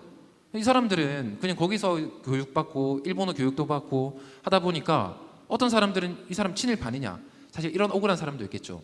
그래서 정확하게 어떻게 됐냐면 어떤 관직을 받은 사람, 일본에서, 그리고 실제로 어떤 조선인들을 억압하고 수탈하는데 앞장선 사람, 네, 이런 사람들을 대상으로, 그 사람들은 선거권도 없고 딴 사람 뽑지도 못해요. 그리고 자기가 출마도 못해요. 이제 이렇게 아예 배제를 해버렸습니다, 우리나라가. 하지만 그래서 1948년도에는 상당히 애국 독립지사, 이제 이런 사람들로 우리나라 이제 초대 국회의원들이 형성이 됐었거든요. 근데 문제는 뭐였냐면 당시에 이제 친일파를 가능하면 청산을 하려고 했는데, 알다시피 나라 만들어진 지 2년도 안 돼서 이제 북한이 탱크 들고 이제 치고 내려오잖아요. 그 정도로 나라가 급박했습니다. 그리고 이제 1948, 49년도에는 우리나라의 내부에 공산주의자들이 너무 많았어요. 그래서 친일파를 청산하다가, 근데 우리가 일본 시대 때 경찰들 뭐 이런 사람들 있었거든요. 선생님들, 이런 사람들 다 죽이고 나면 북한이 쳐들어 내려오면 막을 사람이 없는 거예요, 어쩌면. 그래서 불가피하게 친일파를 다 숙청하지 못했던 안타까운 현실도 있는 게 사실입니다. 이 정도 대답하겠습니다. 네. 네, 다음. 네, 자, 멀리 저 왼쪽에서, 네, 현성. 네.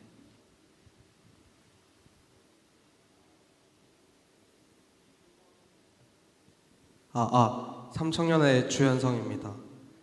제가 이번 주 수요일, 목요일에 대학교에서 친구들이랑 같이 가던 중이었는데, 친구 한 명이 혹시 너네들은 뭐 보수, 진보, 우파, 좌파 그런 정치적에 관심이 있냐?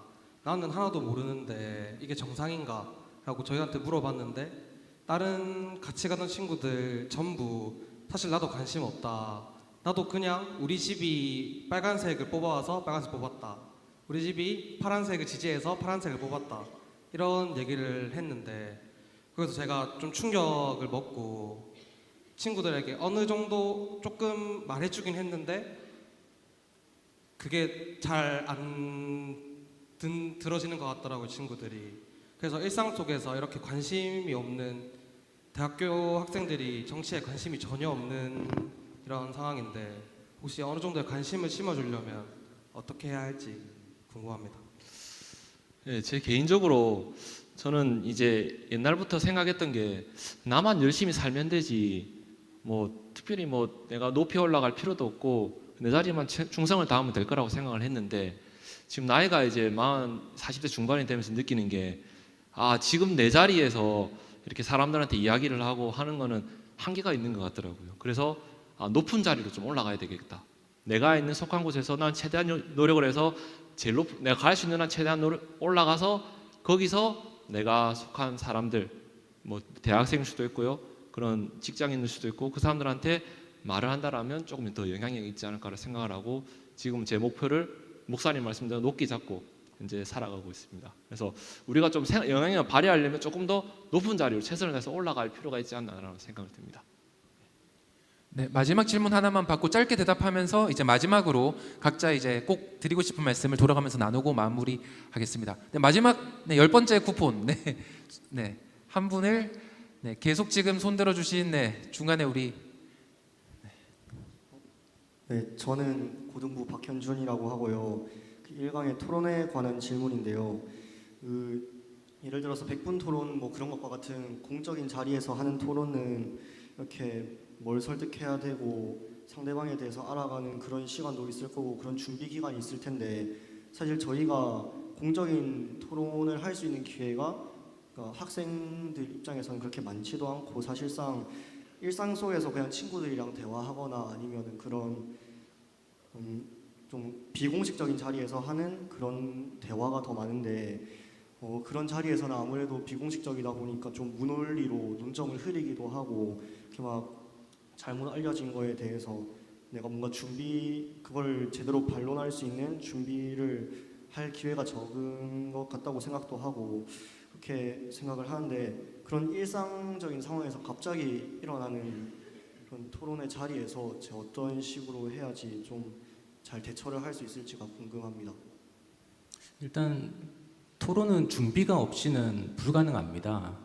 그렇기 때문에 일상적인 대화에서 친구들과 갑자기 어떤 한 논쟁에 부딪혔을 때 내 의견을 논리적으로 조리 있게 얘기를 하려면 평소에 그런 문제들에 대해서 많은 관심을 가지고 나의 생각을 정립한 다음에 내 주장의 근거를 마련할 수 있는 자료들을 수집을 해서 준비를 해야겠죠, 그죠? 그러려면 많은 다양한 분야에 대한 관심을 가져야 되고 여러분들이 학교에서 배운 것 이외에 다른 정치, 경제, 사회, 문화 여러 가지 이슈에 대한 관심을 가지고 특별히 신문을 많이 보시면 좋을 것 같아요. 세상이 돌아가는 내용들에 대해서 그리고 의문을 가지면서 그걸 읽는 거예요. 이건 왜 이러지? 왜 이럴까? 이렇게 질문을 던지면서 내가 거기에 대한 생각을 평소에 정립을 시켜 놓으면 갑작스럽게 친구들과 논쟁이 벌어지더라도 나의 의견을 조리 있게 얘기할 수 있겠죠. 그리고 이런 세움 아카데미에서 진행하는 여러 가지 강의를 통해서도 그런 것을 습득할 수 있는 기회가 될 겁니다. 네. 자, 그러면 네. 방금 네, 질문을 해주신 분들 또 이제 퀴즈 맞추신 분들 이제 앞으로 나오셔서 네, 이제 조금 있다가 이제 선물 받아가시면 되겠고요. 마지막으로 네, 각자 네, 꼭 우리 중고청 세움 아카데미 학생들에게 해주고 싶은 말씀. 제가 짧게 말씀드리면 사실 여기서 목사님 그리고 사역자 이렇게 선교사님 하실 분들은 사실은 소수인 것 같아요. 대부분 다 우리는 사회로 나가야 되고 거기서 우리는 영향력을 발휘해야 되거든요. 그러려면 아마 잘 아시겠지만 우리 올바른 세계관 밑에 기반을 두고 우리는 실력을 가져야 될 것 같아요. 그래서 저도 나름 실력을 쌓기 위해서 열심히 살려고 하고 있거든요. 그래서 여러분들도 같이 실력을 좀 쌓아가서 아까 말씀드렸던 대로 영향력을 발휘할 수 있는 자리로 가서 거기서 말 한마디가 엄청나게 큰 영향을 발휘할 수 있다는 걸 좀 알고 이렇게 실력을 쌓아가면 좋을 것 같아요. 네, 감사합니다.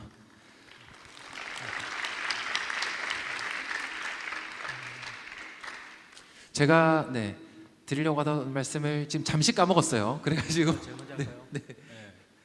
뭐 선거 얘기를 또 하자면 이번에 예를 들어서 뭐 보수 쪽을 찍었던 사람들 중에서 기독교인 사람도 있고 기독교가 아닌 사람도 있어요. 근데 기독교가 아닌 사람들은 아까 저 친구 말씀하셨듯이 대부분 정치에 관심이 없는 사람들이 많아요. 왜냐하면 내가 먹고 살고 살아가는데 아무 문제가 없다고 느끼거든요. 그러나 그 중에서 상당 부분은 우리 기독교인들이 투표를 했는데 제가 아까 말씀드린 것처럼 우리 기독교인들에게는 이것이 생존의 문제입니다. 앞으로 우리가 믿음 생활을 해 나갈 때 목사님이 강대상에서 동성애는 죄입니다 라고 말을 했을 때 그것을 처벌하고 이행강제금을 부과하고 나중에 그런 설교를 못하게 되는, 더 나아가서 정말 끔찍한 상황은 교회 문을 닫아야 되는 그런 상황이 지금 우리는 상상하기 싫지만 빠른 시일 내에 벌어질 수도 있다는 얘기예요.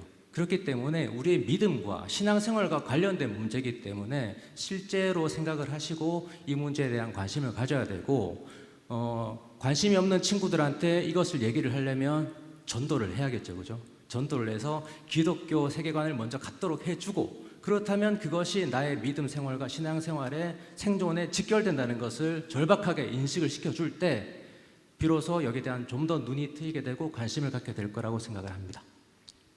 네, 감사합니다, 집사님.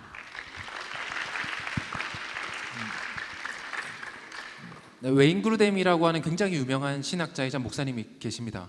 이 목사님께서 이제 여러 가지 신학에 대한 분야를 정리를 하셨는데 그 중에 하나가 이제 성경에 따른 정치라고 하는, 과연 우리가 기독교인으로서 정치에 대해서 어떻게 대해야 될까, 이런 부분을 정리하기도 하셨어요.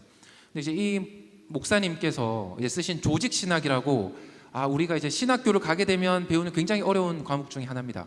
근데 이제 그 과목이, 이분이 쓰신 책이 전국에 100만 권이 팔렸어요.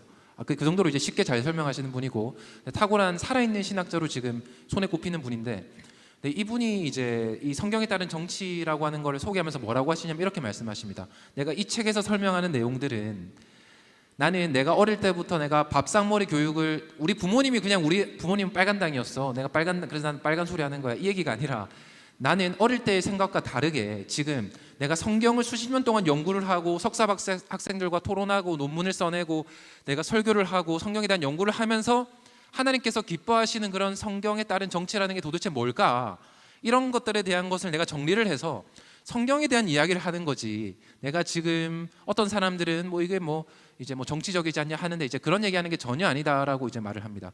성경이 여러분들 어떤 주제에 대해서는 상당히 명확하게 무엇이 하나님께서 기뻐하시는 뜻인지 말을 하고 있어요. 예를 들어서 살인하지 말라. 살인하는 거 하나님께서 기뻐하시는 뜻이 맞나요? 살인하는 거 다 괜찮아 하는 나라. 그렇지 않다는 거예요. 동성애하는 거 그렇지 않다는 거죠. 그런 것들에 대해서 하나님께서 상당히 아주 명확하게 말씀하시는 것들이 있고 이제 그런데 그런 것들이 아주 명확하지 않은 분야도 물론 있고요. 이제 이런 것들에 대해서 이제 수많은 사회 분야에 대해서 정리를 하고 있습니다. 그래서 이제 여러분들이 교회에서 어떤 내가 그리스도인으로서 어떤 정치적인 입장들, 사회적인 문제들에서 어떻게 대해야 될까? 낙태라던가 또 뭐 차별금지법이라던가 대표적으로는 뭐 이런 주제들에 대해서 여러분들이 고민을 해나가셨으면 좋겠고 그냥 정말로 있잖아요. 아무 생각 없이 있는 아무리 뭐 대단해 보이는 대학을 나온 사람들 뭐 대단한 직업을 가지고 있는 사람들보다 여러분들이 정말로 내가 하나님 나라를 위해서 무슨 일을 할까 교회 안에서 봉사할 수도 있고요. 교회 바깥에서 복음을 전할 수 있는 기독교적인 환경을 만드는데 여러분들이 헌신할 수도 있고 다양할 겁니다. 이제 여러분들이 이런 생각을 가지고 살아간다고 하면 정말로 우리가 정말 시골에 있는 이 부산, 강서구 그리고 지하철도 안 다니는 이 땅이지만 우리가 정말로 우리나라를 바꾸고 그리고 복음을 전하는 대한민국이 될 수 있는 그런 훌륭한 인재들이 되지 않을까 기대합니다. 자, 그럼 이제 오늘 이 지휘링 랩 세션은 이렇게 마무리하겠습니다. 수고하셨습니다.